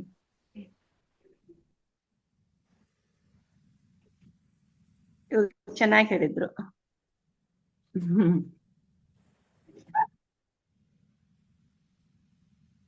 ಇವಾಗ ಮತ್ತೆ ರಿವಿಷನ್ ಏನೇ ಇದು, ಹಿಂದೆ ಚರ್ಚೆ ಮಾಡಿದ್ವಿ. ನಿಜವಾಗಿ ಭಗವತ್ ಸ್ವರೂಪವನ್ನು ಏನೆಂದು ವಿವರಿಸುವಿರಿ, ಅದರ ಲಕ್ಷಣಗಳೇನು, ಅದನ್ನ ಮತ್ತೆ ರಿಪೀಟ್ ಮಾಡಿ ಹೇಳಿ ಲಕ್ಷ್ಮೀಜಿ. ನಾವಿವಾಗ ಇಷ್ಟರವರೆಗೂ ಚರ್ಚೆ ಮಾಡಿದ್ವಿ. ಭಗವಂತನ ಸ್ವರೂಪ ಲಕ್ಷಣ ಏನು? ಸಚ್ಚಿತ್ ಆನಂದ ಸ್ವರೂಪನ ನಮಗ ತೋರ್ಸ್ಕೊಡ್ತೈತಿ ಅಂತೇಳಂದ್ ಹೇಳಿರಿ.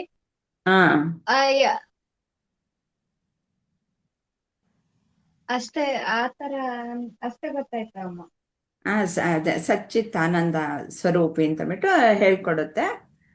ಅಂದ್ರೆ ನಾನು ಯಾವಾಗ್ಲೂ ಇರುವಂತವನು ಅಂತಂದ್ಬಿಟ್ಟು ಇಲ್ಲಿ. ಮತ್ತೆ ಇನ್ನು ನೆಕ್ಸ್ಟ್ ಕ್ವಶನ್ ಅಲ್ಲಿ ಇವಾಗ ಸಚ್ಚಿತ್ ಆನಂದ ಅಲ್ಲಿ ಸತ್ ಅಂದ್ರೇನು, ಚಿತ್ ಅಂದ್ರೇನು ಅಂತ ಕೇಳಿದೆ 4-5ನೇ ಪ್ರಶ್ನೆಯಲ್ಲಿ. ಎರಡನ್ನು ಹೇಳ್ತೀರಾ, ಸತ್ ಅಂದ್ರೆ ಏನು ಅಂತ, ಚಿತ್ ಅಂದ್ರೆ ಏನು? ಇದಾಗ್ಲೇ ಚರ್ಚೆ ಮಾಡಿದ್ವಿ ನಾವು ಹಿಂದೆನೆ ಸ್ವಲ್ಪ, ಮತ್ತೆ ರೀಕಲೆಕ್ಟ್ ಮಾಡ್ಕೊಂಡು ಹೇಳಿ. ಸತ್ ಅಂತ ಹೇಳಿದ್ರ ಅಸ್ತಿತ್ವ ಅಂತ ಹೇಳಿ ಇಲ್ಲಿ ಹೇಳಾರ ಅಮ್ಮ. ಒಂದು ಕುರ್ಚಿ, ಇವಾಗ ಒಂದ್ ಕುರ್ಚಿ ಇರ್ತೈತ್ರಿ, ಆ ಕುರ್ಚಿನ ಸುಟ್ಟ ಹಾಕಿದ್ರ ಬೂದಿ ಬರ್ತೈತ್ರಿ. ಅದು ಅಸ್ತಿತ್ವ ಅಮ್ಮ. ಬೂದಿನ ಕುರ್ಚಿನ ಯಾವಾಗ್ಲೂನು ನಾಶ ಮಾಡಕ್ ಆಗೋದಿಲ್ಲ ರೀ ನಮ್ಗ. ಆತರ ಹೆಂಗ ನಮ್ದು ದೇಹ ಹೋದ್ರುನು ಆತ್ಮ ಅನ್ನೋದು ಇದ್ದ ಇರ್ತತಿ ಅಂತಂದ್ ಹೇಳ್ಯಾರ ಅಂತಂದ್ ಹೇಳಿ ನನಗ್ ಹಂಗ ಅನಸ್ತು ಅಮ್ಮ. ಯಾವಾಗ ನಾವ್ ಒಂದ್ ಕುರ್ಚಿನ ಸುಟ್ಟಾಗ ಬೂದಿಯನ್ನ ಅಸ್ತಿತ್ವ ಇರ್ತತೆ, ಆ ಅಸ್ತಿತ್ವ ನಾಶ ಮಾಡಕ್ ಸಾಧ್ಯನ ಇಲ್ಲ ಅಂತಂದ್ ಹೇಳಿ ಇಲ್ಲೇ ಗುರೂಜಿ ಹೇಳ್ಕೊಟ್ಟಾರ್ರಿ. ಚಿತ್ತ ಅಂತಂದ್ ಹೇಳಿದ್ರ ಅರಿವು ಅಮ್ಮ. ನಾನಿದ್ದೇನೆ ಅನ್ನೋದ್ ಅರಿವು ರೀ. ನಾವು ಯಾವಾಗ್ಲೂನು ನಾವು ಎಚ್ಚರ, ಕನಸು, ಗಾಢ ನಿದ್ರೆ ಒಳಗೂ ಅರಿವೈತ್ರಿ ನಮ್ಗ. ನಾನಿದ್ದೇನೆ ಅಂತಂದ್ ಹೇಳಿ ಇರ್ತೈತಲ್ಲ, ಅದ ಚಿತ್ ಅಂತಂದ್ ಹೇಳಿ ಹೇಳ್ಯಾರ ಅಂತಂದ್ ಹೇಳಿ ನನಗ್ ಹಂಗ ಅನ್ನಿಸ್ತು ಅಮ್ಮ.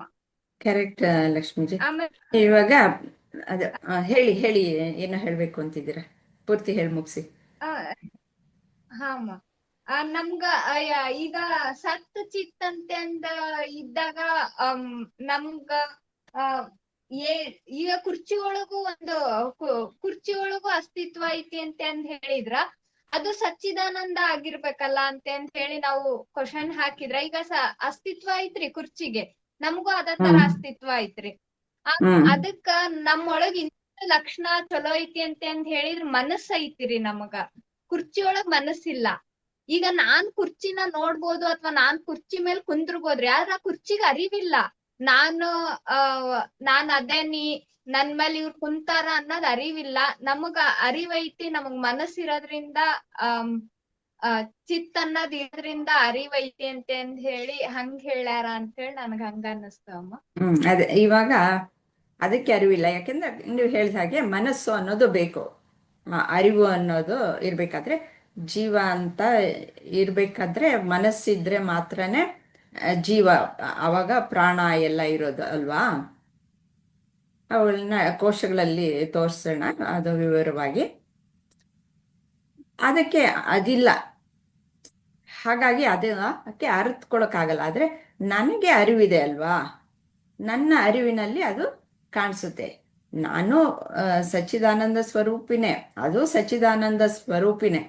ಆದರೆ ಅದಕ್ಕೆ ಈಗೇನು ಮನಸ್ಸು ಅನ್ನೋ ಒಂದು ಇನ್ಸ್ಟ್ರೂಮೆಂಟ್ ಇಲ್ಲ. ಆ ಒಂದು ಆತ್ಮದ ಬೆಳಕನ್ನು ಪ್ರತಿಫಲಿಸುವಂತಹ ಶಕ್ತಿ ಅದಕ್ಕೆ ಇಲ್ಲದೆ ಇರೋದ್ರಿಂದ ಅಲ್ಲಿ ಅರಿವು ಅನ್ನೋದು ನಮಗೆ ಗೊತ್ತಾಗ್ತಾ ಇಲ್ಲ ಅಷ್ಟೆ. ಅಲ್ಲಿ ಆತ್ಮ ಇಲ್ಲ ಅಂತಲ್ಲ, ಆತ್ಮ ಇದೆ, ಅಲ್ಲಿ ಅಸ್ತಿತ್ವದ ರೂಪದಲ್ಲಿ ಇದ್ದೇ ಇದೆ. ಅದನ್ನ ಪ್ರತಿಫಲನ ಮಾಡೋದಕ್ಕೆ ಮನಸ್ಸು ಇಲ್ಲ. ಅದಕ್ಕೋಸ್ಕರ ಅದು ಚೈತನ್ಯ ಸ್ವರೂಪಿ ಅಂತ ಬಿಟ್ಟು ನಮಗೆ ಗೊತ್ತಾಗ್ತಾ ಇಲ್ಲ.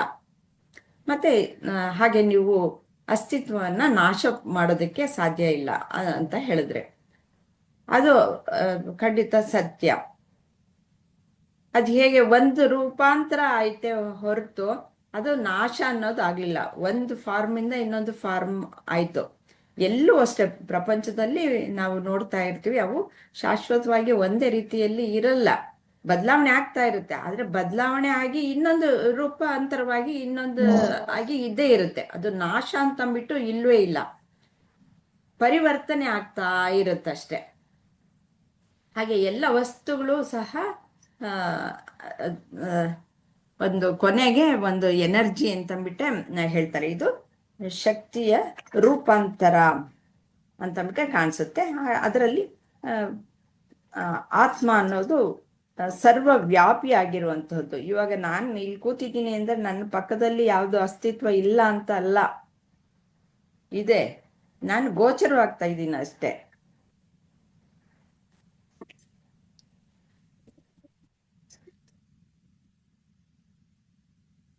ಇಲ್ಲಿ ಖಾಲಿ ಜಾಗ ಅಂತಂದ್ರೆ ಅಲ್ಲಿ ಏನು ಆತ್ಮ ಇಲ್ಲ ಅಂತಲ್ಲ, ಆತ್ಮ ಇದೆ, ಎಲ್ಲ ಕಡೆನೂ ಸರ್ವವ್ಯಾಪಿನೇ. ಈಗ ನಾವು ಗೋಚರವಾಗಿ ಕಾಣಿಸ್ಕೊಳ್ತಾ ಇದ್ದೀವಿ. ಯಾವುದೊಂದು ಪ್ರಪಂಚದಲ್ಲಿ ಏನೇನು ಕಾಣಿಸ್ತಾ ಐತೆ ನಮ್ಮ ಕಣ್ಣಿಗೆ ಕಾಣ್ತಾ ಇರುವಂತಹವು ಬೇರೆ ಬೇಕಾದಷ್ಟು ಇರ್ಬೋದೇನೋ. ಬೇರೆ ಬೇರೆ ಥರ ಕಣ್ಣುಗಳೆಲ್ಲ ಹಾಕ್ಕೊಂಡ್ರೆ ಮೈಕ್ರೋಸ್ಕೋಪ್ ಅಂಥದ್ದೆಲ್ಲ ನೋಡಿದ್ರೆ ಇನ್ನು ಏನೋ ಪ್ರಾಣಿಗಳೆಲ್ಲ ಕಾಣಿಸುತ್ತೆ ಅಲ್ವಾ, ಕ್ರಿಮಿಕೀಟಗಳು ಇನ್ನು ಏನೇನೋ ಇರ್ಬೋದು ಇನ್ನು ಹಾಗೆ. ಆದರೆ ಭಗವಂತ ನಮಗ್ ಕೊಟ್ಟಿರೋ ಕಣ್ಣಲ್ಲಿ ನಾವು ನೋಡ್ತಾ ಇರೋದು ಪ್ರಪಂಚ ಹೀಗೆ. ಹಾಗಂದ್ಬಿಟ್ಟು ಅಸ್ತಿತ್ವ ಅನ್ನೋದು ಇವಾಗ ನನಗೆ ಮಾತ್ರ ಸೀಮಿತ ಅನ್ನೋದು ಇಲ್ಲ, ಎಲ್ಲ ಕಡೆನೂ ಇದೆ, ಎಲ್ಲ ಸರ್ವವ್ಯಾಪಿಯಾಗಿ ಇದೆ. ಅದು ಅನಂತವಾದಂತಹದ್ದು. ಚಿತ್ ಅನ್ನೋದು ನನಗೆ ಇರುವಂತ ಅರಿವು, ಅದು ಚೈತನ್ಯ. ನನ್ನ ಅರಿವಿನಲ್ಲಿ ಎಲ್ಲ ವಸ್ತುಗಳು ಕಾಣಿಸುತ್ತೆ.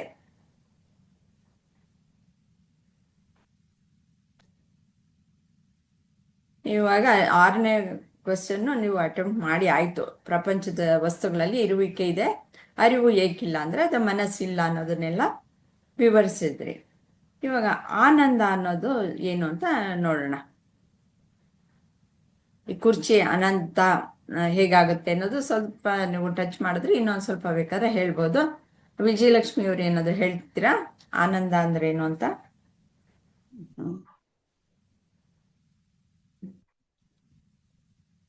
ಹಾ ಹಾ ಸಚ್ಚಿತ್ ಆನಂದ ಅಂದ್ರೆ ನಮ್ಮಲ್ಲಿ ಸಚ್ಚಿತ್ ಅನ್ನೋ ಒಂದು ಅರಿವು ಇದ್ರೆ, ನಾನೇ ಭಗವಂತ, ನಾನೇ ನನ್ನ ಆತ್ಮಜ್ಞಾನ ನನ್ನಲ್ಲಿಲ್ಲೇ ಇದೆ, ನಾನೇ ಆತ್ಮ ಆಗಿದ್ದೀನಿ ಅಂತ ಇವೆಲ್ಲ ನನಗೆ ಅರಿವು ಇದ್ದಾಗ ಆಮೇಲೆ ನನ್ಗೆ ಅದು ಸ್ವಲ್ಪ ಆನಂದ ಕೊಡ್ಬೋದೇನೋ ಅಲ್ವಾ? ಆನಂದ ಸ್ವರೂಪನೇ, ನನ್ನ ಸ್ವರೂಪನೇ ಸ್ವರೂಪನೇ ಹೇಗೆ ಆನಂದ. ಅಂತಂದ್ರೆ ಆನಂದ. ಇವಾಗ ಬೆಂಕಿ ಇದೆ, ಬೆಂಕಿಲಿ ಸುಡುವಿಕೆ ಇದೆ, ಶಾಖ ಇದೆ. ಅದನ್ನ ಬೆಂಕಿಯಿಂದ ನಾವು ಬೇರ್ಪಡಿಸೋದಕ್ಕೆ ಸಾಧ್ಯ ಇದೆಯಾ? ಇಲ್ಲ. ಹಾಗೆ ಆತ್ಮನಲ್ಲಿ ಆನಂದ ಅನ್ನೋದು ಇದ್ದೇ ಇದೆ.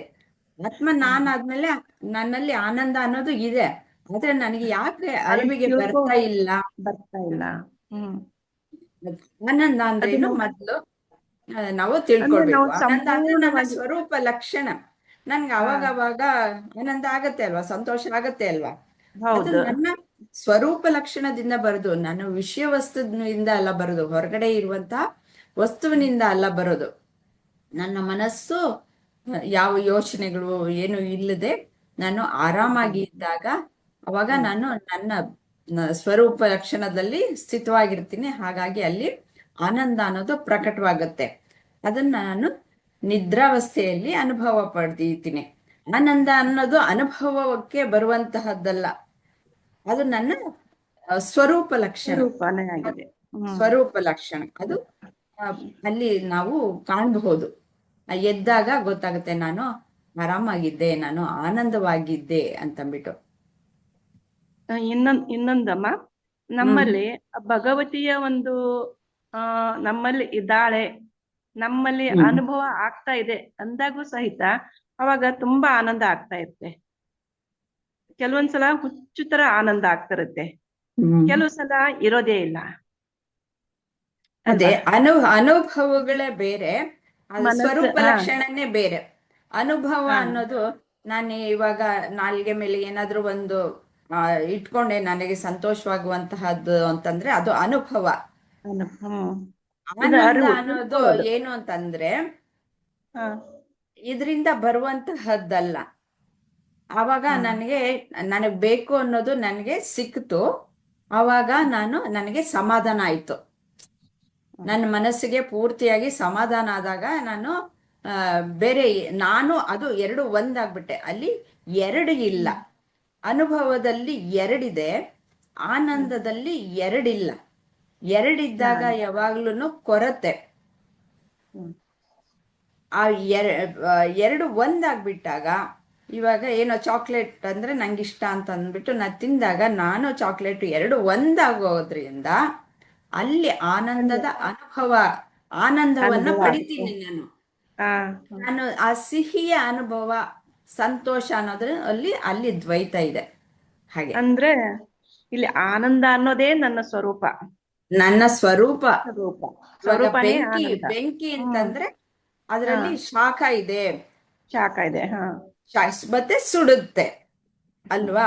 ಅದರಿಂದ ಬೇರ್ಪಡಿಸಕ್ಕೆ ಸಾಧ್ಯ ಇಲ್ಲ. ಹಾಗೆ ನನ್ನಿಂದ ಬೇರ್ಪಡಿಸಕ್ಕೆ ಸಾಧ್ಯ ಇಲ್ಲ. ಇವಾಗ ಸಕ್ಕರೆ ಅಂದ್ರೆ ಸಕ್ಕರೆಯಲ್ಲಿ ಸಿಹಿಯನ್ನ ನೀವು ಬೇರ್ಪಡಿಸಿ ಸಕ್ಕರೆಯನ್ನು ನೋಡಕ್ಕಾಗತ್ತಾ? ಇಲ್ಲ. ಹಾಗೆ ಅದು ಇವಾಗ ಮಾವಿನ ಹಣ್ಣು ಅಂದ್ರೆ ನಂಗೆ ಇಷ್ಟ ಅಂತಂದ್ರೆ ಅದರ ಅನುಭವ ಪಡಿತೀನಿ. ಆದ್ರೆ ಮಾವಿನ ಹಣ್ಣೆ ಆಗ್ಬಿಟ್ಟಾಗ ಅನುಭವ ಇರಲ್ಲ, ಅದೇ ಆಗೋಗ್ಬಿಟ್ಟಿರ್ತೀವಿ ಅಷ್ಟೇ. ಹಾಗೆ ಆನಂದವೇ ನಾನು. ಇದ್ರಲ್ಲಿ ವ್ಯತ್ಯಾಸ ಗೊತ್ತಾಯ್ತಲ್ವಾ? ಅನುಭವ ಅಂದಾಗ ಯಾವಾಗ್ಲೂ ದ್ವೈತ ಅನ್ನೋದಿರುತ್ತೆ, ಬೇರೆದನ್ನ ಅನುಭವ ಪಡೆಯೋದು. ನಾವು ಅವು ಎರಡು ಒಂದಾಗ್ಬಿಟ್ಟಾಗ ಅಲ್ಲಿ ಬರೀ ಆನಂದ. ಅದಕ್ಕೆ ಹಾಗಾಗಿ ಅದು ಅನಂತ ಅನಂತ ಅಂತಂದ್ಬಿಟ್ಟು ಹೇಳೋದು. ಅದಕ್ಕೋಸ್ಕರ ಆನಂದವನ್ನು ಅನಂತ ಅಂತ. ಈ ಕುರ್ಚಿ ಅನಂತ ಹೇಗಾಗತ್ತೆ ಅಂತಂದ್ಬಿಟ್ಟು ಸಾವಿತ್ರಿ ಅವ್ರು ಹೇಳ್ತೀರಾ?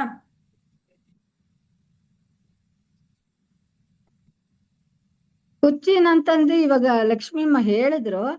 ಯಾಕೆ ಅಂತಂದ್ರೆ ಅದು ಅದೇ ಮತ್ತೆ ಮತ್ತೆ ಹೇಳಿದ್ರೆ ಅದು ಪೂರ್ತಿಯಾಗಿ ಪರಿವರ್ತನೆ ಆದರೂ ಕೂಡ ಬೇರೆ ರೂಪದಲ್ಲಿರತ್ತೆ. ಬದಲಾವಣೆ ಹೊಂದುತ್ತಾ ಇರೋದ್ರಿಂದ ಇವಾಗ ಕುರ್ಚಿ ಇದೆ, ಮುರಿದೋದ್ರೂ ಇತ್ತು, ಅದು ಸುಟ್ಟ ಮೇಲೂ ಕೂಡ ಬೂದಿ ಆ ಒಂದು ಕ್ಷಣ ಇತ್ತು. ಹಾಗಾಗಿ ಅಸ್ತಿತ್ವದಲ್ಲಿ ಅದು ಇದ್ದೇ ಇರತ್ತೆ.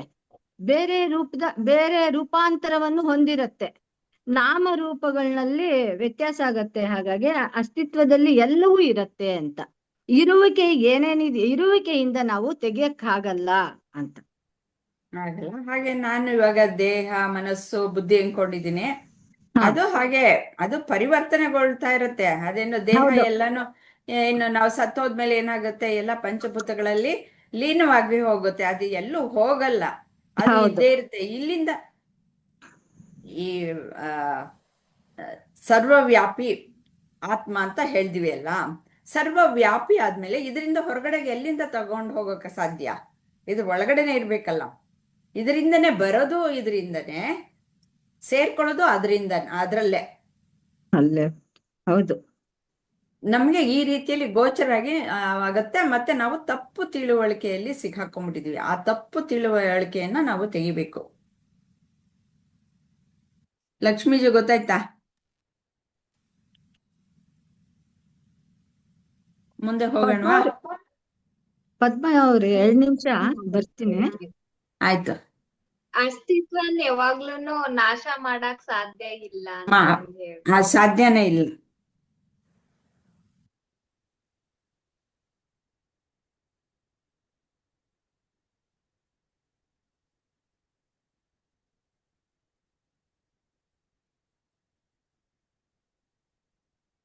ಇಲ್ಲಿ ಮುಂದಿನ ಪ್ರಶ್ನೆ, ಇದೆಲ್ಲ ನೋಡ್ಕೊಂಡಿದ್ದೀರಲ್ವಾ?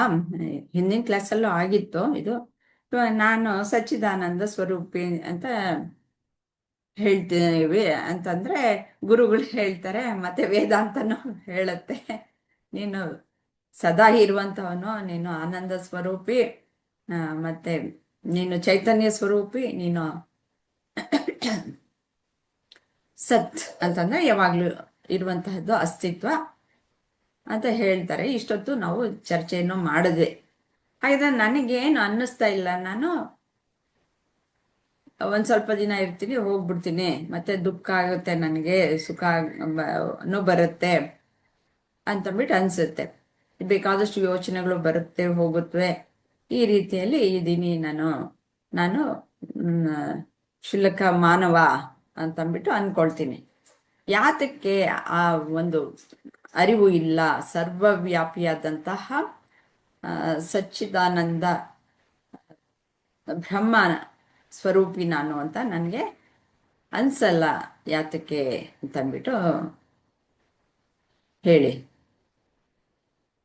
ಅದು ಮುಂದಿನ ಕ್ವಶನ್ನಲ್ಲೇ ಇದೆ ಆನ್ಸರ್, ನೋಡ್ಕೊಂಡು ಹೇಳ್ಬಿಡಿ.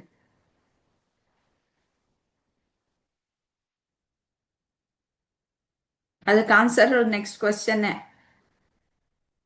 ಲಕ್ಷ್ಮೀಜಿ. ಇವಾಗ ಈಗ ಒಂದು ನೀರಿಗೆ ಅದೇನ ಆನ್ಸರ್ ಬರೋದು ಅದಕ್ಕ? ಅದೇ ಉಪಾಧಿಗಳಿಂದ ನಮ್ಗೆ ಆತರ ಅನ್ಸುತ್ತೆ, ನಮ್ಗೆ ಸೀಮಿತತೆ ಬರುತ್ತೆ. ಈ ಬಂಧನ ಅನ್ನೋದು ಎಲ್ಲಾನು ಆಗೋದು ಅದರಿಂದನೇ. ನಾನು ಇಷ್ಟಕ್ಕೆ ಸೀಮಿತ ಅಂತಂದ್ಬಿಟ್ಟು, ದೇಶ ಕಾಲಕ್ಕೆ ಮತ್ತೆ ವಸ್ತುವಿಗೆ ಸೀಮಿತ ಅಂತಂದ್ಬಿಟ್ಟು ಅನ್ಕೊಳ್ತೀನಿ. ಇವಾಗ ಪ್ರತಿಯೊಂದು ಯಾವುದೇ ಒಂದು ವಸ್ತು ಆಗಲಿ ಅದಕ್ಕೆ ಒಂದು ಸೀಮಿತತೆ ಇರುತ್ತೆ. ಒಂದು ದೇಶ ಅಂದ್ರೆ ಒಂದಷ್ಟು ಬೌಂಡ್ರಿ ಅಷ್ಟಕ್ಕೆ ಸೀಮಿತವಾಗಿರುತ್ತೆ. ಮತ್ತೆ ಅದಕ್ಕೆ ಒಂದು ರೂಪನೂ ಇರುತ್ತೆ ಅಲ್ವಾ? ಆಮೇಲೆ ಒಂದಷ್ಟು ಸಮಯದವರೆಗೂ ಇರುತ್ತೆ. ಇಷ್ಟಕ್ಕೇನೆ ಅದು ಸೀಮಿತತೆ ಇರುತ್ತೆ. ಇವಾಗ ನನ್ನನ್ನ ತೆಗೆದುಕೊಂಡ್ರೆ ನಾನು ಎಷ್ಟು ಉದ್ದ ಇದ್ದೀನಿ, ಎಷ್ಟು ದಪ್ಪ ಇದ್ದೀನಿ, ಅಷ್ಟಕ್ಕೆ ನಾನು ಸೀಮಿತವಾಗಿದ್ದೀನಿ. ಮತ್ತೆ ಕಾಲ ಅಂತಂದ್ರೆ ನಾನು ಹುಟ್ಟಿದಾಗ್ಲಿಂದ ಸಾಯೋವರೆಗೂ ಎಷ್ಟು ಕಾಲ, ಅಷ್ಟು ಕಾಲ.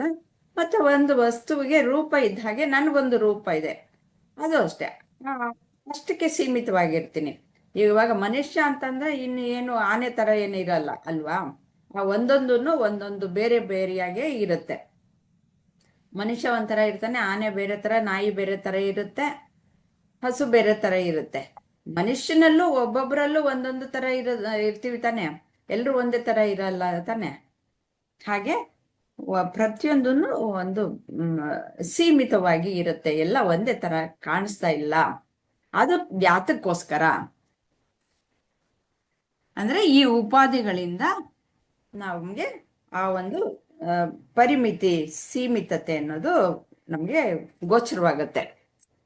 ಹಾಗಾದ್ರೆ ಉಪಾಧಿ ಅಂತಂದ್ರೆ ಏನು? ಇವಾಗ ಹೇಳಿ ನೀವು, ಅದೇನೋ ಕಾಫಿ ಹೇಳಿದ್ರಲ್ಲ. ಹಾ ಇದ್ದಿದ್ದೆ ಇದ್ದ ಹಾಗೆ ಕಾಣಂಗಿಲ್ಲ ಅಂತಂದ್ ಹೇಳಿ ಹೇಳ್ಯಾರ್ರಿ. ಇಲ್ಲೇ ನಾವ್ ಹೆಂಗ ಕೆಂಪು ಕನ್ನಡಕ ಹಾಕೊಂಡು ನೋಡಿದ್ರ ಜಗತ್ತೆಲ್ಲಾ ಕೆಂಪದಾಗ ಕಾಣಿಸ್ತೈತೆ ಆ ತರ ಅಂತಂದ್ ಹೇಳಿ ಇಲ್ಲೇ ಇದ್ದಾಗೆ ಕಾಣ್ಲಾರ್ದ ಉಪಾಧಿ ಅಂತಂದ್ ಹೇಳಿ ಅಮ್ಮ. ಇವಾಗ ನೀರಿಗೆ ಕಾಫಿ ಪುಡಿ ಅಥವಾ ಕಾಫಿ ಪುಡಿ ಸಕ್ಕರೆ ಹಾಕಿದ್ರ ಏನೋ ಬೇರೆ ರೂಪ ತಗೊಂತೈತಿ ಅಮ್ಮ. ಆದ್ರೆ ನೀರಾಗೆ ಇರ್ತೈತ್ರಿ, ಅದು ಏನು ಚೇಂಜ್ ಆಗಲ್ಲ ಅಂತಂದ್ ಹೇಳಿ ಹೇಳ್ಯಾರ್ರಿ. ಅದ ನೀರನ್ನ ನೀವ್ ಫ್ರಿಜ್ನೊಳಗ ಇಟ್ಟು ತೆಗದ್ರ ಮತ್ ಸ್ವಲ್ಪ ಹೊತ್ ಬಿಟ್ರ ಅದ್ ಮತ್ ನೀರಾಗೆ ಉಳಿತೈತ್ರಿ. ಆ ತರ ಅಂತಂದ್ ಹೇಳಿ ನೀರನ್ನ ಬದ್ಲಾಯ್ಸಕ ಸಾಧ್ಯ ಇಲ್ಲ. ಅದ ತರ ನಮ್ದ ಆತ್ಮದ ಬದಲಾವಣೆ ಇಲ್ಲ. ಉಪಾಧಿ ಅಂತಂದ್ ಹೇಳಿರಿ ಈಗ ಹೆಂಗ ನಮ್ ದೇಹ, ಮನಸ್ಸು, ಬುದ್ಧಿ ಅಂತಂದ್ ಹೇಳಿ ಬೇರೆ ಆಗಿರೋ ನಮ್ಮೊಳಗ್ ಸೇರೇವು ಅಂತಂದ್ ಹೇಳಿ ಹಂಗ್ ಹೇಳ್ಯಾರ ಅಂತ ಹೇಳಿ ನನಗ್ ಹಂಗ ಅನ್ನಿಸ್ತವಮ್ಮ. ಅಂದ್ರೆ ಇವಾಗ ನೀರಿನ ಸ್ವರೂಪ ಲಕ್ಷಣ ಬದಲಾವಣೆ ಆಗಲ್ಲ ಅಲ್ವಾ? ನೀರಿಗೆ ನಾವು ಕಾಫಿ ಪುಡಿ ಹಾಕ್ಲಿ, ಟೀ ಹಾಕ್ಲಿ, ಸಕ್ಕರೆ ಹಾಕ್ಲಿ, ಅದ್ರ ನೀರಿಗೆ ಏನು ಆಗಲ್ಲ. ಅಂದ್ರೆ ಅದರ ಸ್ವರೂಪ ಲಕ್ಷಣ ಏನು ಬದಲಾಗಲ್ಲ. ಆದ್ರೆ ನಾವು ಒಟ್ಟಾಗಿ ಸೇರಿಸ್ಬಿಟ್ಟು ಕುಡ್ದಾಗ ಬೇರೆ ಆಗತ್ತೆ. ನೀರು ಕುಡ್ದಂಗೇನು ಇರಲ್ಲ, ಯಾಕೆಂದ್ರೆ ಅದನ್ನೆಲ್ಲ ಸೇರಿಸಿರೋದಕ್ಕೆ ಅದರ ರುಚಿ ಬೇರೆ ಆಗುತ್ತೆ, ಬಣ್ಣ ಬೇರೆ ಆಗುತ್ತೆ. ಹಾಗೇನೆ ಆತ್ಮಕ್ಕೆ ಬೇರೆ ಬೇರೆ ಉಪಾಧಿಗಳು ಸೇರ್ಕೊಂಡಾಗ ಅವುಗಳ ಗುಣ ಆತ್ಮನ ಮೇಲೆ ಹೇರಲ್ಪಡುತ್ತೆ, ಆರೋಪ ಮಾಡಲ್ಪಡುತ್ತೆ. ಹಾಗಾಗಿ ಅದೇನೇ ಇದು ಅಂತಂದ್ಬಿಟ್ಟು ದೇಹನೇ ನಾನು, ಮನಸ್ಸೇ ನಾನು, ಬುದ್ಧಿನೇ ನಾನು ಅಂತಂದ್ಬಿಟ್ಟು ಅನ್ಕೊಳ್ತೀನಿ. ಅದಕ್ಕೋಸ್ಕರ ನನಗೆ ಅಸೀಮಿತತೆ ಬರೋದು. ಅವುಗಳು ಉಪಾಧಿ, ಈ ದೇಹ ಅನ್ನೋದು ಉಪಾಧಿ. ಇವಾಗ ನಾನು ಹೆಂಗಸಿನ ರೂಪ ಇರೋದಕ್ಕೆ ನಾನು ಹೆಂಗಸು ಅನ್ಕೊಳ್ತೀನಿ. ಹೆಂಗಸು ಅನ್ನೋದು ದೇಹ, ಅದು ಉಪಾಧಿ ಅಂತಂದ್ಬಿಟ್ಟು. ಗಂಡಸು ಆದ್ರೆ ಗಂಡಸಿನ ದೇಹ ಉಪಾಧಿ. ಹಾಗೆ ಒಂದೊಂದಕ್ಕೂ ಬೇರೆ ಬೇರೆಯ ಒಂದು ಆಕಾರ ಎಲ್ಲ ಇರೋದಕ್ಕೆ ಅವು ಉಪಾಧಿಗಳಾಗಿ ಆ ರೀತಿಯಲ್ಲಿ ಕಾಣಿಸ್ಕೊಳ್ತವೆ. ಆದ್ರೆ ಎಲ್ಲದರಲ್ಲೂ ಇರೋದು ಬರೀ ಆತ್ಮವೇ.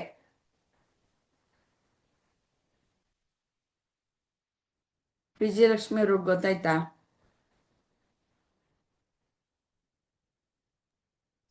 ಹಾ ಅಮ್ಮ, ಗೊತ್ತಾಯ್ತು. ಅದೇ ಉಪಾಧಿ ಅಂದ್ರೆ ಏನು, ಸಚ್ಚಿದಾನಂದ ಸ್ವರೂಪಿ ಅಂದ್ರೆ ಏನು, ಉಪಾಧಿ ಗೊತ್ತಾಯ್ತಾ? ಉಪಾಧಿ ಇದ್ದದ್ದನ್ನ ಚೆನ್ನಾಗಿ ಅರ್ಥ ಮಾಡ್ಕೊಳ್ಳಿ.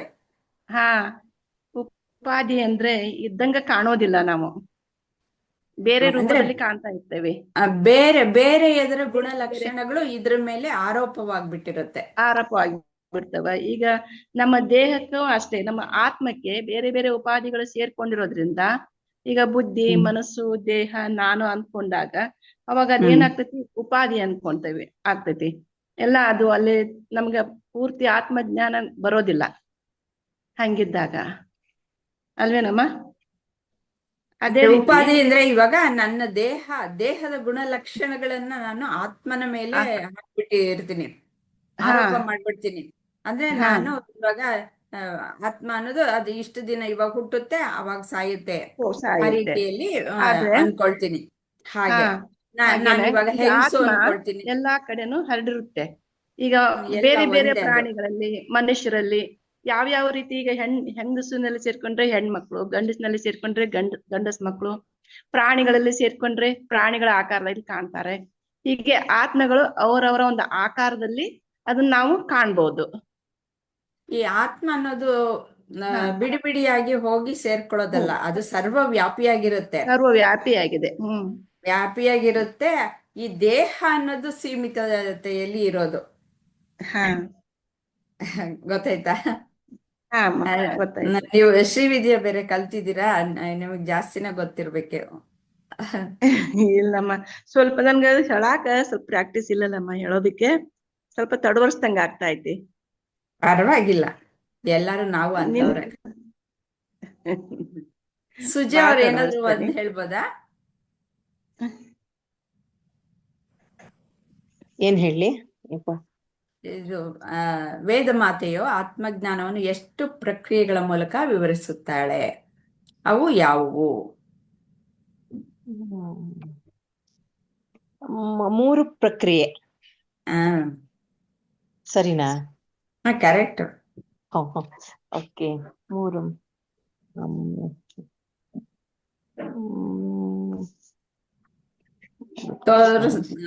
ಇಲ್ಲಿ ತೋರಿಸ್ಬಿಡ್ತೀನಿ ಇರಿ.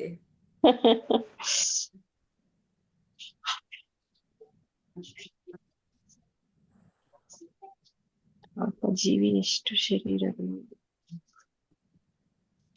ಹಿಂದೆ ಹೋಯ್ತು ಅನ್ಸುತ್ತೆ. ನಾನ್ ನಿಜವಾಗ್ಲೂ ಹೇಳ, ನಂಗೆ ಈಗೆಲ್ಲಾನು ಕ್ಲೀನ್ ಆಗಿ ಈಗ ಅರ್ಥ ಆಗ್ತಾ ಇದೆ. ಅದಕ್ಕೆ ಫುಲ್ ಆಗಿ ಈಗ ಅವಾಗೆಲ್ಲ ಸುಮ್ನೆ ಶುರು ಅಲ್ವಾ, ನಮ್ಗೇನು ಗೊತ್ತಿರ್ಲಿಲ್ಲ. ಈಗ ಗೊತ್ತಿಲ್ಲ. ಅದಕ್ಕೆ ಇವ್ರು ಹೊಸಬರಿಗೆ ನಾನು ಒಂಥರ ಒತ್ತಿ ಹೇಳ್ತಾ ಇರೋದು. ಅದು ಬೇಸಿಕ್ ತಿಳ್ಕೊಂಡ್ಬಿಟ್ರೆ ಆಮೇಲೆ ಚೆನ್ನಾಗಿರ್ತೈತೆ. ಇಲ್ಲ ನನ್ಗೀಗ ಇಲ್ಲ ಅಲ್ಲ, ಹಳೇದೆಲ್ಲ ಒಂಥರ ಅವಾಗೇನು ನಿಜವಾಗ್ಲು ಜ್ಞಾನ ಇರ್ಲಿಲ್ಲ. ಈಗ ಒಂಚೂರ್ ಜ್ಞಾನ ಬಂದಿದ್ಯಲ್ಲ, ಸೊ ಟಕ್ ಅಂತ ಹೋಗ್ತಿದೆ. ನನ್ಗೆ ನಿಜವಾಗ್ಲು ಈಗ ಥ್ಯಾಂಕ್ಸ್ ಹೇಳ್ತಿದೀನಿ, ಅರ್ಥ ಆಗ್ತಿದೆ ಈಗ ನನಗೆ. ಅವಾಗ ಅರ್ಥ ಆಗಿಲ್ಲ ಅಲ್ಲ. ಅವಾಗ ಒಂಥರ ಅರ್ಥ ಆಗಿತ್ತು. ಹೌದು, ಕರೆಕ್ಟ್. ಇವಾಗ ಪೂರ್ತಿ ಅದು ಇನ್ನು ಜಾಸ್ತಿ ಆಳಕ್ಕೆ ಇಳಿಯುತ್ತಾ ಹೋಗುತ್ತೆ. ಹೌದು, ಆಳಕ್ಕೆ ಇಳಿಯತ್, ಕರೆಕ್ಟ್. ಈ ಪ್ರಕ್ರಿಯೆಗಳಲ್ಲಿ 3 ಅಂತ ಹೇಳಿದ್ರೆ, ಅದು ಶರೀರತ್ರಯ ಪ್ರಕ್ರಿಯೆ, ಅದರ ಮುಖಾಂತರ. ಮತ್ತೆ ಪ್ರಕ್ರಿಯೆ ಅಂದ್ರೆ ಏನು ಅಂತಾನು ತಿಳ್ಕೊಳ್ಳೋಣ. ಆಮೇಲೆ ಪಂಚಕೋಶ ವಿವೇಕ, ಮತ್ತೆ ಅವಸ್ಥಾತ್ರಯ, ಇವುಗಳು 3 ಪ್ರಕ್ರಿಯೆಗಳ ಮೂಲಕ ನಾವು ಆತ್ಮ ಅಂದ್ರೆ ಏನು, ಮತ್ತೆ ಅನಾತ್ಮ ಯಾವುದು ಆತ್ಮ ಅಲ್ಲ ಅನ್ನೋದನ್ನ, ಇವು 3 ತಿಳ್ಕೊಂಡಾಗ ನಮ್ಗೆ ಚೆನ್ನಾಗಿ ಗೊತ್ತಾಗುತ್ತೆ. ಪ್ರಕ್ರಿಯೆ ಅಂದ್ರೆ ಏನು ಅನ್ನೋದನ್ನ ನಾವು ಸ್ವಲ್ಪ ವಿಚಾರ ಮಾಡೋಣ. ಪ್ರಕ್ರಿಯೆ ಅನ್ನೋದು ಸಹ ನಾವು ತಿಳ್ಕೊಳ್ಬೇಕು. ಇವೆಲ್ಲ ಬೇಸಿಕ್. ಸಾವಿತ್ರಿಜಿ ಹೇಳ್ತೀರಾ?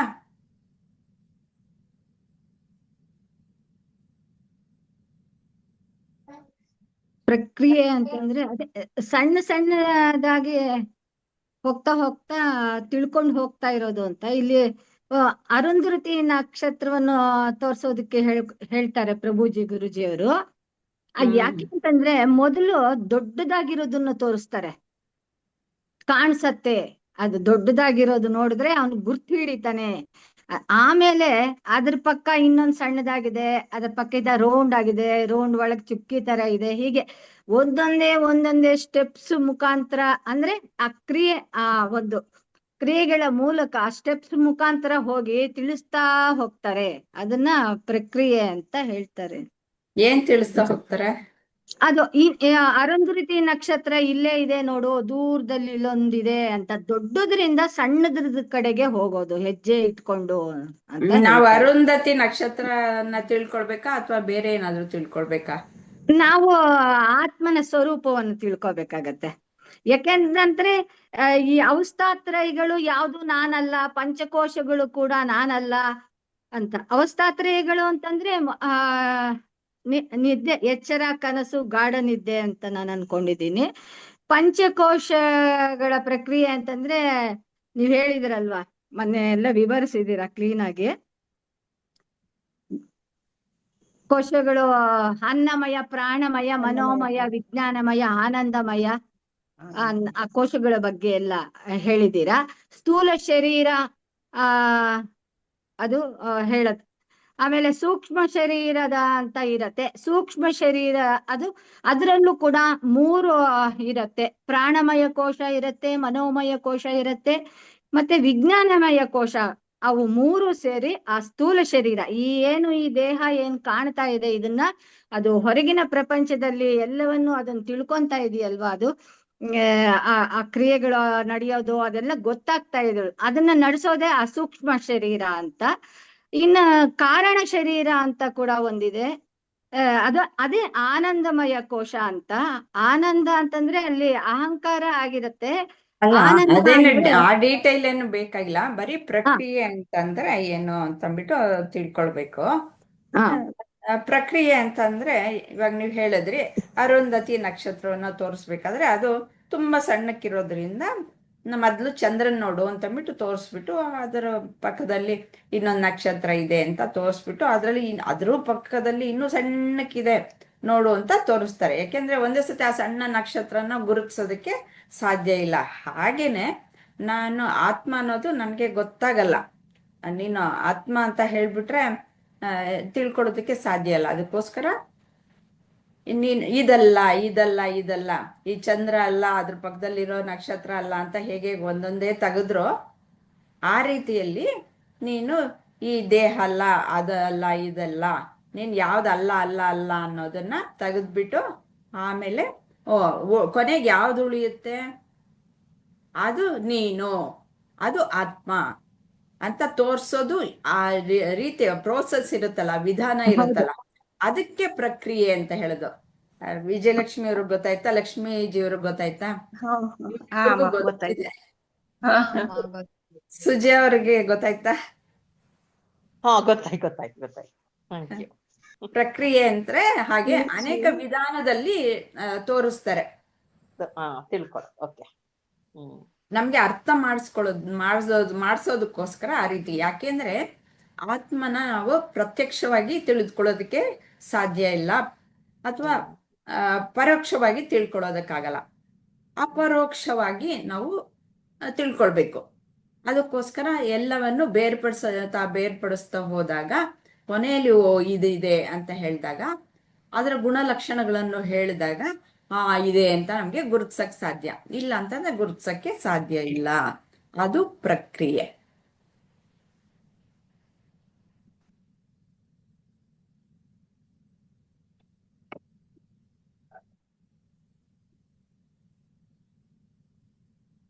ಇವತ್ತು ಸರ್ ಜಾಯಿನ್ ಆಗಿಲ್ಲ.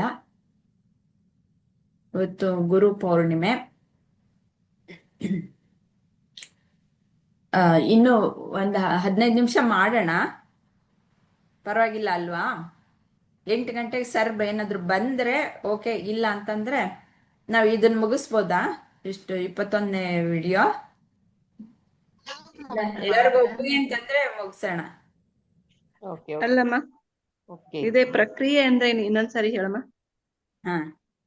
ಈಗ ಪ್ರಕ್ರಿಯೆ ಅಂತಂದ್ರೆ ದೇಹ ಅಲ್ಲ, ಏನೋ ಒಂದನ್ನ ನಾನು ತಿಳ್ಕೊಳ್ಬೇಕು. ಅದು ತಿಳ್ಕೊಳ್ಳೋದಕ್ಕೆ ತುಂಬಾ ಕಷ್ಟ ಇದೆ. ಅದಕ್ಕೋಸ್ಕರ ಅದನ್ನ ತಿಳ್ಕೊಳ್ಳೋದಕ್ಕೆ ಸಾಧ್ಯ ಇಲ್ಲದೆ ಇರೋದ್ರಿಂದ, ಬಹಳ ಕಷ್ಟವಾಗಿ ಇರೋದ್ರಿಂದ ಯಾವ್ದು ಅಲ್ಲ ಅಲ್ಲ ಅನ್ನೋದನ್ನೆಲ್ಲ ತೆಗೆದ್ಬಿಡೋದು. ಆಮೇಲೆ ಕೊನೆಗೆ ಉಳ್ಕೊಳುತ್ತಲ್ಲ, ಇದೆ ಅಂತಂದ್ಬಿಟ್ಟು ತೋರ್ಸೋದು. ಹೇಗೆ ಅಂತಂದ್ರೆ ಉದಾಹರಣೆ ಕೊಟ್ಟಿದ್ದಾರೆ. ಈ ಅರುಂಧತಿ ನಕ್ಷತ್ರವನ್ನ ತೋರ್ಸೋದು. ಮದ್ವೆ ಆದ್ಮೇಲೆ ಗಂಡು ಹೆಣ್ಣನ್ನು ಕರ್ಕೊಂಡು ಹೋಗ್ಬಿಟ್ಟು ಅರುಂಧತಿ ನಕ್ಷತ್ರ ತೋರ್ಸಪ್ಪ ಅಂತಂದ್ಬಿಟ್ಟು ಹೇಳ್ತಾರಲ್ಲ ಪುರೋಹಿತರು. ಅದ್ ಹೇಗೆ ಅಂದ್ರೆ ಅಲ್ಲಿ ಅವ್ರೇನು ಬೆಳಕಲ್ಲಿ ತೋರಿಸ್ತಾರೆ, ಸೂರ್ಯನ್ ತೋರಿಸ್ಬಿಟ್ಟು ಅರುಂಧತಿ ನಕ್ಷತ್ರ ಅಂತಂತಾರೆ. ಆದ್ರೆ ಕತ್ಲಲ್ಲಿ ತೋರಿಸ್ಬೇಕು ಅವರು. ತೋರ್ಸೋದು ಅದನ್ನ. ಅದೇ ಮಠ ಮಧ್ಯಾಹ್ನದಲ್ಲಿ ತೋರಿಸ್ತಾರೆ. ಹುಡುಗಿ ನೋಡ್ದೆ ಅಂತ ಅನ್ನತ್ತೆ. ಅವರು ಬೇಗ ಸೂರ್ಯ ಇದ್ದಾಗ ಎಲ್ಲಾದ್ರೂ ನಕ್ಷತ್ರ ಕಾಣಿಸುತ್ತಾ? ಸಾಯಂಕಾಲ ತೋರಿಸ್ತಾರೆ. ಆದ್ರೆ ನಾವ್ ಅರ್ಥ ಮಾಡ್ಕೊಳ್ಳೋಣ. ಮೊದ್ಲು ಏನು ಅಂತಂದ್ರೆ, ಹೀಗೆ ಆಕಾಶ ನೋಡಿದ ತಕ್ಷಣ ಕತ್ಲಲ್ಲಿ ಚಂದ್ರ ಕಾಣಿಸ್ತಾನೆ. ಚಂದ್ರನ ಪಕ್ಕದಲ್ಲಿ ತುಂಬಾ ಸಣ್ಣಕ್ಕಿರುತ್ತೆ ಅರುಂಧತಿ ನಕ್ಷತ್ರ. ನಮ್ಗೆ ಒಂದೇ ಸತಿ ಕಾಣಿಸಲ್ಲ, ಯಾಕೆಂದ್ರೆ ಇದರ ಪ್ರಭಾವನೆ ಜಾಸ್ತಿ ಇರುತ್ತೆ, ಪ್ರಖರತೆ ಜಾಸ್ತಿ ಇರುತ್ತಲ್ಲ. ಅದಕ್ಕೆ ಚಂದ್ರನನ್ನೇ ನಾವು ಗುರುತಿಸೋದು. ಯಾವ್ದು ದೊಡ್ಡದಾಗಿದ್ಯೋ ಅದನ್ನ ತಾನೇ ನಾವು ಗುರುತಿಸೋದು, ಯಾವ್ದು ಕಾಣಿಸ್ಕೊಳುತ್ತೋ ಅದನ್ನ ತಾನೆ. ಹಾಗಾಗಿ ಚಂದ್ರನ್ ನೋಡ್ತೀವಿ. ಅದಕ್ಕೆ ಚಂದ್ರನ್ ನೋಡಪ್ಪ ಅಂತ ನೋಡಮ್ಮ ಅಂತ ಅಂದ್ಬಿಟ್ಟು ಹೇಳ್ತಾರೆ. ಆಮೇಲೆ ಅದ್ರ ಪಕ್ಕದಲ್ಲಿ ಎಲ್ಲ ನಕ್ಷತ್ರಗಳಿದೆಯಲ್ಲ ದೊಡ್ಡ ದೊಡ್ಡದಾಗೆ, ನೋಡು ಅವೆಲ್ಲ ಕಾಣಿಸ್ತಾ ಇದೆಯಾ ಅಂತ ಅಂದ್ಬಿಟ್ಟು, ಸರಿ ನೋಡು ಅವೆಲ್ಲ ಅಲ್ಲ, ಈ ಚಂದ್ರನೂ ಅಲ್ಲ, ಅದ್ರ ಪಕ್ಕ ಸಣ್ಣಕ್ಕಿದೆಯಲ್ಲ. ಅವಾಗ ಸೂಕ್ಷ್ಮ ಮಾಡ್ಕೊಳ್ತಾರೆ ಅಲ್ವಾ, ಅವರು ಸೂಕ್ಷ್ಮವಾಗಿ ಗುರುತಿಸ್ತಾರೆ ಅವಾಗ. ಹಾಗೆ ನಮ್ಮ ಬುದ್ಧಿನ ವಿವೇಕ ಅನ್ನೋ ಒಂದು ಸೂಕ್ಷ್ಮತೆಯಿಂದ ನಾವು ಆತ್ಮನನ್ನ ಗುರುತಿಸ್ಕೊಳ್ಬೇಕು. ಅವಾಗ ಆ ಅರುಂಧತಿ ನಕ್ಷತ್ರವನ್ನು ತೋರಿಸಿದಾಗ ಹೌದು ಅಂತ ಅಂದ್ಬಿಟ್ಟು ಆ ಹುಡುಗಿ ಹೇಳುತ್ತೆ. ಅದೇ ರೀತಿಯಲ್ಲಿ ಇವಾಗ ನಾವು ಆತ್ಮನನ್ನ ಗುರುತಿಸ್ಕೊಳ್ಬೇಕು ಅಂತಂದ್ರೆ ನಾವ್ ಅನ್ಕೊಂಡಿರೋದೇನು, ನನ್ನ ದೇಹ ಅದಂತಾನೆ ಗುರುತಿಸ್ಕೊಳ್ಳೋದು. ನಾನು ಅಂತಂದ್ರೆ ಇವಾಗ ಪದ್ಮ ಅನ್ನೋ ಹೆಸರಿನ ನಾನು ಒಂದು ಹೆಂಗಸು, ನಾನು ಅಮ್ಮ, ಹೆಂಡತಿ, ಅಜ್ಜಿ, ಈ ರೀತಿಯಲ್ಲಿ ನಾನು ತಾನೇ ಗುರುತಿಸ್ಕೊಳ್ಳೋದು. ಅಥವಾ ನಾನು ಇಷ್ಟು ಓದಿದ್ದೀನಿ, ನಾನು ಇಂಥವ್ರ ಮಗಳು, ಈ ರೀತಿಯಲ್ಲಿ ಗುರುತಿಸ್ಕೊಳ್ತೀನಲ್ವಾ. ಆದ್ರೆ ಅದನ್ನೆಲ್ಲ ನೀನು ತೆಗೆದಾಗ ಬೇರೆ ಏನು ನೀನು, ಅದೆಲ್ಲ ಬಂದು ಹೋಗುವಂತಹದ್ದು, ಅದಲ್ಲ ನೀನು. ಅಂದ್ರೆ ನಾನು ಮನಸ್ಸ ಅಂತ ಅಂತಾರೆ, ಅದು ಅಲ್ಲ, ಬುದ್ಧಿನ ಅಲ್ಲ ಅಂತ. ಅದು ಹೇಗೆ ಅಲ್ಲ ಅನ್ನೋದನ್ನ ನಾವು ತಿಳ್ಕೊಳ್ಳೋಣ. ಆಮೇಲೆ ಕೊನೆಗೆ ಉಳಿಯುತ್ತಲ್ಲ, ಅದನ್ನೆಲ್ಲ ಅರಿತಾ ಇರುವ ಆತ್ಮ ನೀನು ಅನ್ನೋದನ್ನ ಕೊನೆಯಲ್ಲಿ ತಿಳ್ಕೊಳ್ಬೇಕಾಗುತ್ತೆ. ಇಲ್ಲ ಅಂದ್ರೆ ನಮ್ಗೆ ಮೊದ್ಲು ಕಾಣಿಸೋದು ದೇಹನೇ. ಪ್ರತಿಯೊಬ್ಬರು ದೇಹನೇ ನಾನು ಅಂತ ತಿಳ್ಕೊಂಡಿರೋದು. ಆತ್ಮಜ್ಞಾನ ಅನ್ನೋದು ಬರೋವರ್ಗು ನಾನು ದೇಹ, ನಾನು ಮನಸ್ಸು ಅಂತಾನೆ ನಾನು ಪ್ರಾಪಂಚಿಕ ವ್ಯವಹಾರದಲ್ಲಿ ನಡ್ಕೊಳ್ಳೋದು. ಹೀಗೆ ಅವುಗಳನ್ನ ಬೇರ್ಪಡಿಸಿದಾಗ ಇಲ್ಲ, ನನಗೆ ಯಾವುದು ಇದನ್ನೆಲ್ಲ ಈ ದೇಹ, ಮನಸ್ಸು, ಬುದ್ಧಿಗಳನ್ನ ಯಾವ್ದು ಅರಿತಾ ಇದೆಯೋ ಅದು ನಾನು ಅನ್ನೋದು ಕೊನೆಯಲ್ಲಿ ಗೊತ್ತಾಗತ್ತೆ. ಆವಾಗ ಈ ವಿವೇಕವನ್ನ ನಾವು ಚುರುಕುಗೊಳಿಸ್ಬೇಕು. ಬುದ್ಧಿಯನ್ನು ಚುರುಕುಗೊಳಿಸಿದಾಗ ವಿವೇಕ ಅನ್ನೋದು ಬರುತ್ತೆ. ವಿವೇಕ ಅಂದ್ರೆ ಅವಿವೇಕನೂ ಅದ್ರ ಜೊತೆಲಿ ಇದೆ ಅನ್ನೋದನ್ನು ನಾವು ಗುರುತಿಸ್ಕೊಳ್ಬೇಕು. ವಿವೇಕ ಬರ್ಬೇಕು ಅಂತಂದ್ರೆ ಅವಿವೇಕವನ್ನ ತೆಗಿಬೇಕು. ಹಾಗೆ ಆ ಒಂದು ಏನು ಇದೆ ಅಲ್ವಾ, ಒಂದು ಕ್ರಿಯೆ ಅನ್ನೋದಿದೆ ಅಲ್ವಾ, ಅದನ್ನ ಪ್ರಕ್ರಿಯೆ ಅಂತ ಹೇಳೋದು. ಹೀಗೆ ಇವನ್ನೆಲ್ಲ ತೆಗೆದು ಹಾಕ್ತಿವಲ್ಲ, ಅದಕ್ಕೆ ಪ್ರಕ್ರಿಯೆ. ನಾವು ಏನೋ ಒಂದನ್ನ ಗುರುತಿಸ್ಬೇಕಲ್ಲ, ಅದಕ್ಕೆ ಬೇಡದೆ ಇರೋಂತಹದ್ದನ್ನೆಲ್ಲನೂ ಪಕ್ಕಕ್ಕೆ ತಳ್ತೀವಿ. ಏನೋ ಒಂದು ಹುಡುಕ್ಬೇಕು ಅಂತಂದ್ರೆ ಎಲ್ಲ ಒಂದು ರಾಶಿ ಇರುತ್ತೆ, ಅದರಲ್ಲಿ ಒಂದು ಮಾಣಿಕ್ಯವನ್ನ ತೆಗಿಬೇಕು ಅಂತಂದ್ರೆ ಬೇಡದೆ ಇರೋಂಥದ್ದನ್ನೆಲ್ಲ ಕಸ ಗೀಸ ಎಲ್ಲಾನು ತೆಗೆದು ಅದನ್ನ ತಗೊಳ್ತೀವಲ್ವಾ. ಆ ರೀತಿಯಲ್ಲಿ ಅದಕ್ಕೆ ಒಂದು ಪ್ರಕ್ರಿಯೆ ಅಂತ ಹೇಳೋದು. ಅದಕ್ಕೆ ಆತ್ಮನನ್ನ ಗುರುತಿಸ್ಕೊಳ್ಬೇಕಾದ್ರೆ 3 ರೀತಿಯ ಪ್ರಕ್ರಿಯೆಗಳನ್ನ ಸಾಧಾರಣವಾಗಿ ಬಳಸ್ತಾರೆ. ಹೇಗೆ? ಶರೀರತ್ರಯ ಪ್ರಕ್ರಿಯೆ, ಆಮೇಲೆ ಪಂಚಕೋಶ ಪ್ರಕ್ರಿಯೆ, ಮತ್ತೆ ಅವಸ್ಥಾತ್ರಯ ಪ್ರಕ್ರಿಯೆ. ಇದು ಶರೀರತ್ರಯ ಪ್ರಕ್ರಿಯೆ ಅಂತಂದ್ರೆ ನಮ್ಗೆ 3 ರೀತಿಯ ಶರೀರಗಳಿರೋದು, ಒಂದು ಅಲ್ಲ ಇರೋದು ಶರೀರ. 3 ರೀತಿಯ ಶರೀರಗಳಿವೆ. ಇವುಗಳ ಮುಂದಿನ ಕ್ವಶನ್ ಇಲ್ಲ, ಅದೇ ಬರ್ತಾ ಇದೆ, ಅದನ್ನ ನೋಡೋಣ. ಇವಾಗ ಪ್ರಕ್ರಿಯೆ ಅನ್ನೋದು ಗೊತ್ತಾಯ್ತಲ್ವಾ? ಗೊತ್ತಾಯ್ತಮ್ಮ. ಈಗ ಅದನ್ನ ಅಟೆಂಪ್ಟ್ ಮಾಡ್ಬಿಟ್ಟಿದೆ. 3 ಶರೀರಗಳು ಅಂತಂದ್ರೆ ಸ್ಥೂಲ ಶರೀರ, ಇವಾಗ ಏನು ನನ್ಗೆ ದೇಹ ಅನ್ನೋದು ಏನು ಕಾಣಿಸುತ್ತೆ ಅದು ಒಂದು ಶರೀರ. ನಿಮಗ್ ಚೆನ್ನಾಗೇ ಗೊತ್ತಿರುತ್ತೆ, ಶ್ರೀವಿದ್ಯಾ ಗೊತ್ತಿರೋದ್ರಿಂದ. ಮನಸ್ಸು, ಬುದ್ಧಿ ಅಂತ ಅಂದ್ಬಿಟ್ಟು ಸೂಕ್ಷ್ಮ ಶರೀರ ಒಂದು ಇರುತ್ತೆ ಅಲ್ವಾ, ಸೂಕ್ಷ್ಮ ಶರೀರ, ಕಾರಣ ಶರೀರ, ಈ 3 ಶರೀರಗಳು. ಸರಿ. ಮುಂದಿನ ಪ್ರಶ್ನೆನ ನೀವೇ ಹೇಳಿ, ಸ್ಥೂಲ ಶರೀರ ಯಾವ್ದ್ರಿಂದ ಆಗಿದೆ ಅಂತ. ಸ್ಥೂಲ ಶರೀರ, ಸ್ಥೂಲ ಶರೀರ ಅಂದ್ರೆ ಇದು ಈಗೇನು ದೇಹ ಇದೆ ಅಲ್ಲ, ಇದೇ ಶರೀರ, ಅದಕ್ಕೆ ಸ್ಥೂಲ ಶರೀರ ಅಲ್ಲಮ್ಮ.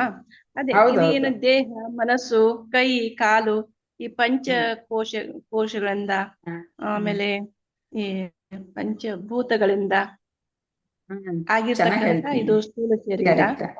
ಹ್ಮ್. ಹೌದಮ್ಮ. ಹಾ, ಕರೆಕ್ಟ್, ಇದನ್ನೇ ಚೆನ್ನಾಗಿದೆ ಹೇಳ್ತಾ ಇದ್ದೀರಾ. ಹಾ ಆ, ಇದನ್ನೇ ಸ್ಥೂಲ ಶರೀರ ಅಂತ ಹೇಳ್ತೇವೆ. ಇದು ಯಾವ್ದ್ರಿಂದ ಆಗಿದೆ ಅಂದ್ರೆ ಅದೇ ಪಂಚಭೂತಗಳಿಂದ ಹ್ಮ್ ಪಂಚಭೂತಗಳಿಂದ ಆಗಿದೆ. ಹಾ ಹಾ ಮತ್ತೆ ಅದು ಹೇಗ್ ಬಂತು, ಹ್ಮ್ ಯಾತಕ್ ಬಂತು? ಹ್ಮ್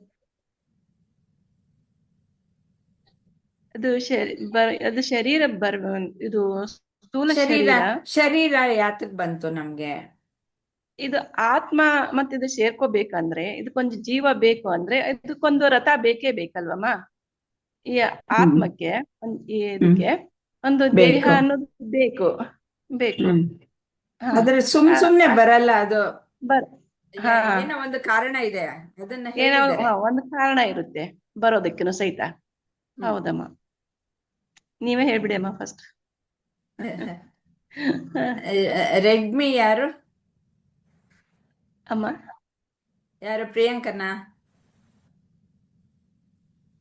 ಕ್ವಶನ್ ಕೇಳೋಣ ಅಂತ ಅನ್ಮ್ಯೂಟ್ ಮಾಡ್ಕೊಂಡು ಹೇಳ್ತೀರಾ ಯಾರು ಅಂತ? ನಾನಮ್ಮ ಪ್ರಿಯಾಂಕಮ್ಮ. ಪ್ರಿಯಾಂಕನ? ಅದು ಹಾ, ಸರಿ. ನನ್ ಜೂಮ್ ನನ್ನ ಆ್ಯಪ್. ಹಾ, ಓಕೆಮ್ಮ. ಸರಿ. ನೆಕ್ಸ್ಟ್ ಕ್ವಶನ್ಗೆ ರೆಡಿ ಆಗಿರಿ, ಕೇಳ್ತೀನಿ. ಹಾಮ್ಮ, ಓಕೆಮ್ಮ.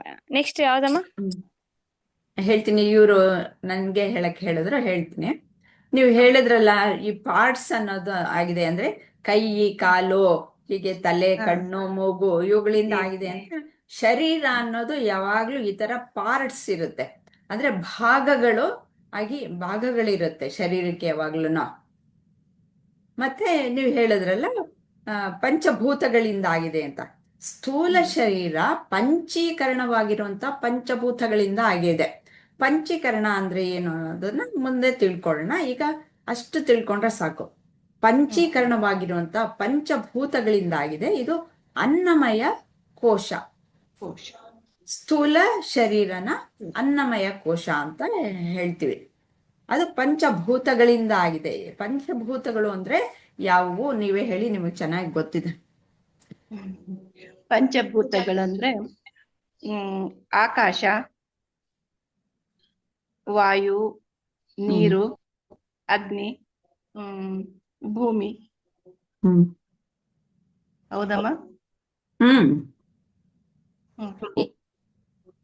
ಆಕಾಶ, ವಾಯು, ಆಮೇಲೆ ಅಗ್ನಿ, ಭೂಮಿ, ನೀರು. ಕರೆಕ್ಟ್ ಇದೆ. ಇವು ಪಂಚಭೂತಗಳು. ಪಂಚಭೂತಗಳು. ಅವು ಪಂಚೀಕರಣವಾಗಿ ಇರೋದ್ರಿಂದ ಈ ಸ್ಥೂಲ ಶರೀರ ಬಂದಿರುತ್ತೆ. ಮತ್ತೆ ಈ ಯಾತಕ್ ಬಂತು ಅನ್ನೋದು ನಿಮಗೆ ಗೊತ್ತಾಗ್ಲಿಲ್ಲ. ಇದೆಲ್ಲ ಹೇಳಿದ್ರಿ ನೀವು. ಯಾತಕ್ಕೆ ಅಂದ್ರೆ ನಮ್ಮ ಸುಖ ದುಃಖಗಳು ಅನುಭವಿಸೋದಕ್ಕೆ, ಮತ್ತೆ ನಮ್ಮ ಹಿಂದಿನ ಒಂದು ಪುಣ್ಯ ಕರ್ಮ ಫಲ, ಅಂದ್ರೆ ಪುಣ್ಯ ಕರ್ಮ ಫಲ. ಪುಣ್ಯ ಇಲ್ಲ ಅಂತಂದ್ರೆ ಮನುಷ್ಯ ಜನ್ಮ ಬರಲ್ವಂತೆ. ತುಂಬಾ ಬರೀ ಪುಣ್ಯನೇ ಇದ್ರೆ ಅವಾಗ ದೇವತೆಗಳಾಗಿ ಹೋಗ್ತೀವಿ, ಅವಾಗ ಮನುಷ್ಯನ್ ಜನ್ಮ ಬರಲ್ಲ. ಅವು ಎರಡೂ ಇರ್ಬೇಕು. ಎರಡು ಇದ್ದಾಗ ಒಳ್ಳೆಯದೇ ಹೆಚ್ಚಿದ್ದಾಗ ನಮ್ಗೆ ಇಂತಹ ಒಂದು ಜನ್ಮ ಬರೋದು. ಈ ಮನುಷ್ಯ ಜನ್ಮ ಬಂದಾಗ ಮಾತ್ರ ನಾವು ಮುಕ್ತಿಯನ್ನ ಕಾಣೋದಕ್ಕೆ ಸಾಧ್ಯ. ಇನ್ ಯಾವುದು ಬಂದ್ರೂ ಪಶು ಪಕ್ಷಿಗಳು ಏನೇ ಆಗಿರ್ಲಿ, ಪ್ರಾಣಿ ಪಕ್ಷಿಗಳಾಗಿದ್ರು ಆಗಲ್ಲ, ಅಥವಾ ದೇವತೆಗಳಾದ್ರೂ ಸಹ ಮುಕ್ತಿ ಅನ್ನೋದು ಸಿಗಲ್ಲ. ಮನುಷ್ಯ ಜನ್ಮದಲ್ಲಿ ಮಾತ್ರ ಸಾಧ್ಯ ಅಂತ ವೇದಾಂತ ಗುರುಗಳು ಹೇಳೋದು. ಇದಕ್ಕೆ ಒಂದು ಎಕ್ಸ್ಪ್ಲನೇಷನ್ ಇದೆ.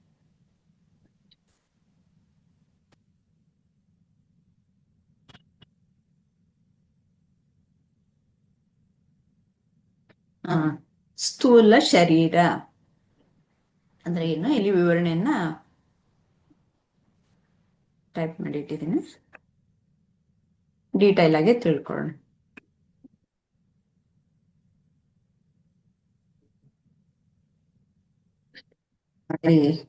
ಶಂಕರಾಚಾರ್ಯರು ಅವರೇ ಕ್ವಶನ್ ಕೇಳ್ತಾರೆ, ಅವರೇ ಆನ್ಸರ್ ಹೇಳ್ತಾರೆ. ಸ್ಥೂಲ ಶರೀರಂ ಕಿಂ ಪಂಚೀಕೃತ ಪಂಚಮಹಾಭೂತೈಃ ಕೃತಂ ಸತ್ಕರ್ಮಜನ್ಯಂ. ಸತ್ಕರ್ಮಜನ್ಯದಿಂದ ಜನನವಾಗಿರುತ್ತೆ. ಇದು ಸತ್ಕರ್ಮ ಮಾಡಿರ್ಬೇಕು ನಾವು, ಇಲ್ಲ ಅಂತಂದ್ರೆ ಮನುಷ್ಯ ಜನ್ಮ ಬರಲ್ಲ. ಮತ್ತೆ ಪಂಚೀಕೃತವಾದಂತಹದ್ದು ಪಂಚಮಹಾಭೂತಗಳಿಂದ ಆಗಿದೆ. ಇದು ಅನ್ನಮಯ ಕೋಶ ಅನ್ನೋದನ್ನ ತಿಳ್ಕೊಂಡ್ವಿ. ಯಾತಕ್ ಬಂತು ಭೋಗಾಯತನಂ ಶರೀರಂ ಅಂದ್ರೆ ನಾವು ಸುಖ ದುಃಖಗಳನ್ನ ಅನುಭವವನ್ನ ಪಡೆಯೋದಕ್ಕೋಸ್ಕರ ಈ ಶರೀರ ಅನ್ನೋದು ಬಂತು. ಮತ್ತೆ ಇದಕ್ಕೆ ಏನಿದೆ, ಅಸ್ತಿ ಜಾಯತೆ ವರ್ಧತೆ ವಿಪರಿಣಮತೆ ಅಪಕ್ಷೀಯತೆ ವಿನಶ್ಯತಿ ಷಡ್ವಿಕಾರವದೇ ತತ್ ಸ್ಥೂಲ ಶರೀರಂ. ಈ ರೀತಿಯಲ್ಲಿ ಹೇಳ್ತಾರೆ. ಅಂದ್ರೆ ಈ ಷಡ್ವಿಕಾರಗಳಿಗೆ ಒಳಗಾಗುವಂತಹದ್ದು. ಇದರ ಕನ್ನಡ ಅರ್ಥ ಸಹನು ಇಲ್ಲಿ ಬರ್ತಿದ್ದೀನಿ. ಇದು ಪಂಚೀಕರಣ ಕ್ರಿಯೆಗೊಳಗಾದ ಪಂಚಮಹಾಭೂತಗಳಿಂದ ಮಾಡಲ್ಪಟ್ಟಿದ್ದು, ಹಿಂದಿನ ಸತ್ಕರ್ಮಗಳ ಫಲದಿಂದ ಹುಟ್ಟಿದ ಸುಖ ದುಃಖ ಮುಂತಾದ ಭೋಗಗಳ ಅನುಭವಗಳು ದೊರಕುವ ಸ್ಥಳವು. ಅರ್ಥ ಆಯ್ತಲ್ವಾ ಎಲ್ಲರಿಗೂ? ಪ್ರಿಯಾಂಕಂಗ್ ಗೊತ್ತಾಯ್ತಾ ಸ್ಥೂಲ ಶರೀರ ಅಂದ್ರೆ? ಮತ್ತು 6 ವಿಕಾರಗಳಾದ, ಇವಾಗ 6 ವಿಕಾರ ಹೇಳಿದ್ನಲ್ಲ, ಇದು ಅಸ್ಥಿ ಜಾಯತೆ ವರ್ಧತೆ ಅಷ್ಟು ವಿಕಾರಕ್ಕೆ ಒಳಗಾಗತ್ತೆ. ಅಸ್ತಿತ್ವವನ್ನು ಹೊಂದಿದ, ಹುಟ್ಟು ಇರುವ, ಬೆಳೆಯುವ, ಇಲ್ಲೇ ಇದು 6 ವಿಕಾರ ಹೇಳ್ತಾ ಇದ್ದಾರೆ. ಬೆಳೆಯುವ, ಪ್ರೌಢವಾಗುವ, ಶಿಥಿಲವಾಗುವ ಮತ್ತು ನಾಶವಾಗುವ ಇದು ಸ್ಥೂಲ ಶರೀರವು. ಸ್ಥೂಲ ಶರೀರ ಅನ್ನೋದಕ್ಕೆ ಎಕ್ಸ್ಪ್ಲನೇಷನ್ ಶಂಕರಾಚಾರ್ಯರು ಹೀಗೆ ಕೊಟ್ಟಿರೋದು. ಸ್ಪಷ್ಟವಾಗಿ ಗೊತ್ತಾಯ್ತಾ? ಇನ್ನೊಂದ್ಸತಿ ಹೇಳ್ಬೇಕಾ? ಇನ್ಯಾರಾದ್ರೂ ಇದನ್ನು ಓದಿ ಹೇಳಿದ್ರೆ ಇನ್ನೂ ಚೆನ್ನಾಗಿ ನಿಮ್ಗೆ ಸ್ಪಷ್ಟತೆ ಬರುತ್ತೆ. ಯಾರಾದ್ರೂ ಟ್ರೈ ಮಾಡ್ತೀರಾ? ಪ್ರಿಯಾಂಕಾ ಇವಾಗ ಬಂದಿದ್ರೆ ನೀವು ಹೇಳಿ. ಓದಿ ಹೇಳಮ್ಮ? ಓದ್ ಹೇಳಿ ತಿಳ್ಕೊಳ್ಳಬೇಕು. ಹಾಂ ಹೇಳ್ತೀನಿ. ಒಂದ್ ನಿಮಿಷ. ಸ್ಥೂಲ ಶರೀರ ಅಂದ್ರೆ ಇದು ಈಗ ಸ್ಥೂಲ ಶರೀರ ಓದ್ಲಮ್ಮ? ಎಲ್ಲ ಇದು ನಮಗ್ ಮಾತ್ರ ಸೀಮಿತವಾದಂತ ಡೆಫಿನೇಷನ್ ಅಲ್ಲ. ಇದು ಸಾರ್ವತ್ರಿಕವಾದದ್ದು, ಎಲ್ಲದಕ್ಕೂ ಇರುವಂತಹದ್ದು. ಎಲ್ಲ ಜೀವಿಗಳಿಗೂ, ಪಶು ಪಕ್ಷಿ ಪ್ರಾಣಿ ಮತ್ತು ಸಸ್ಯಗಳು ಎಲ್ಲದಕ್ಕೂ ಇರುವಂತಹದ್ದು, ವಸ್ತುಗಳಿಗೂ ಸಹ.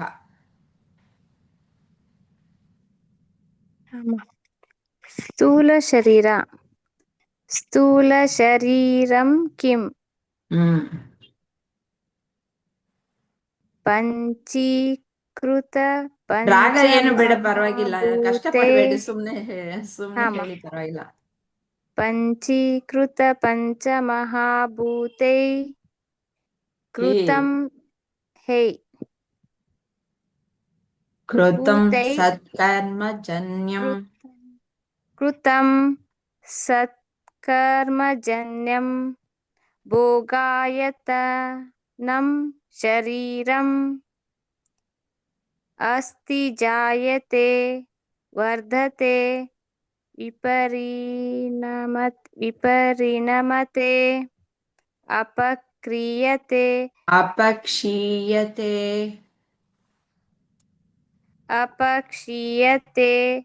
ವಿನಶ್ಯತೀತಿ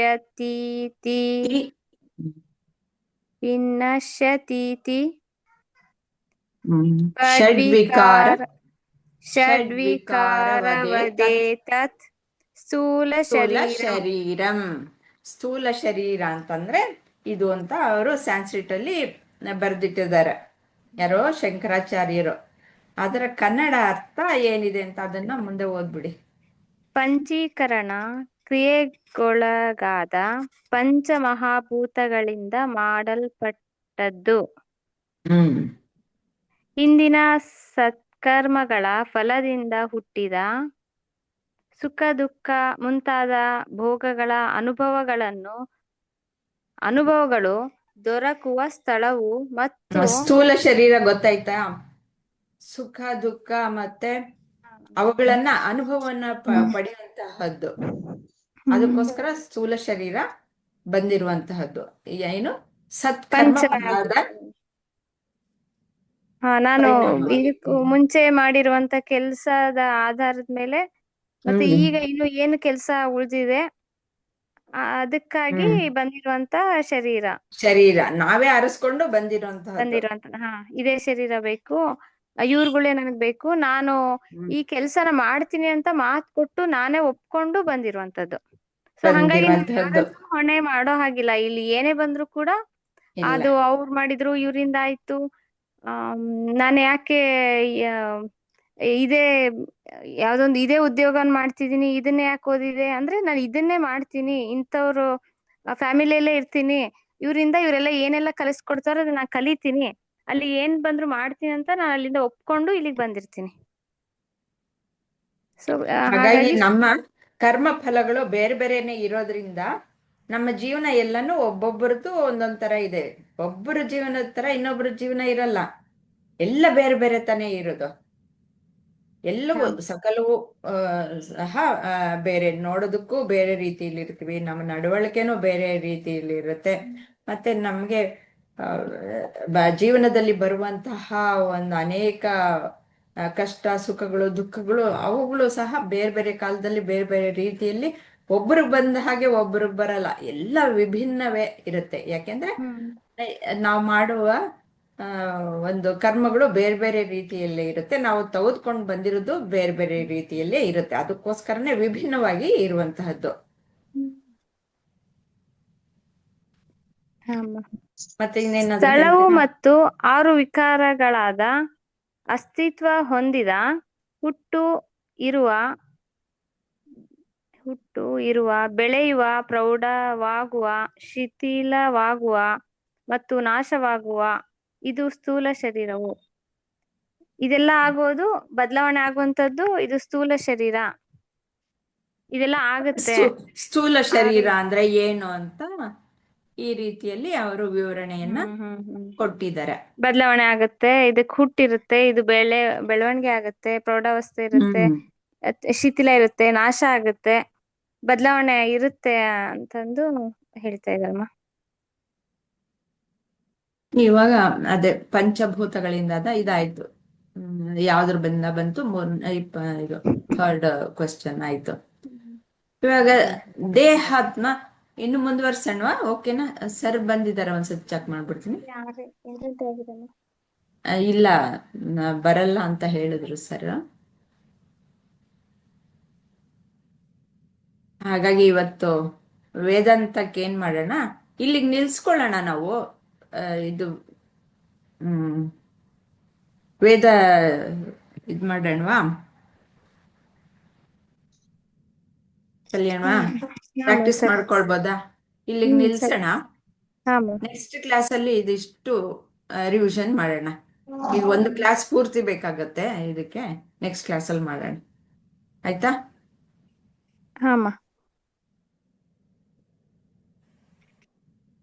ಧನ್ಯವಾದಗಳು. ಹರಿ ಓಂ ಶ್ರೀ ಗುರುಭ್ಯೋ ನಮಃ. ಓಂ ಶ್ರೀ ಕೃಷ್ಣ ಅರ್ಪಣಮಸ್ತು.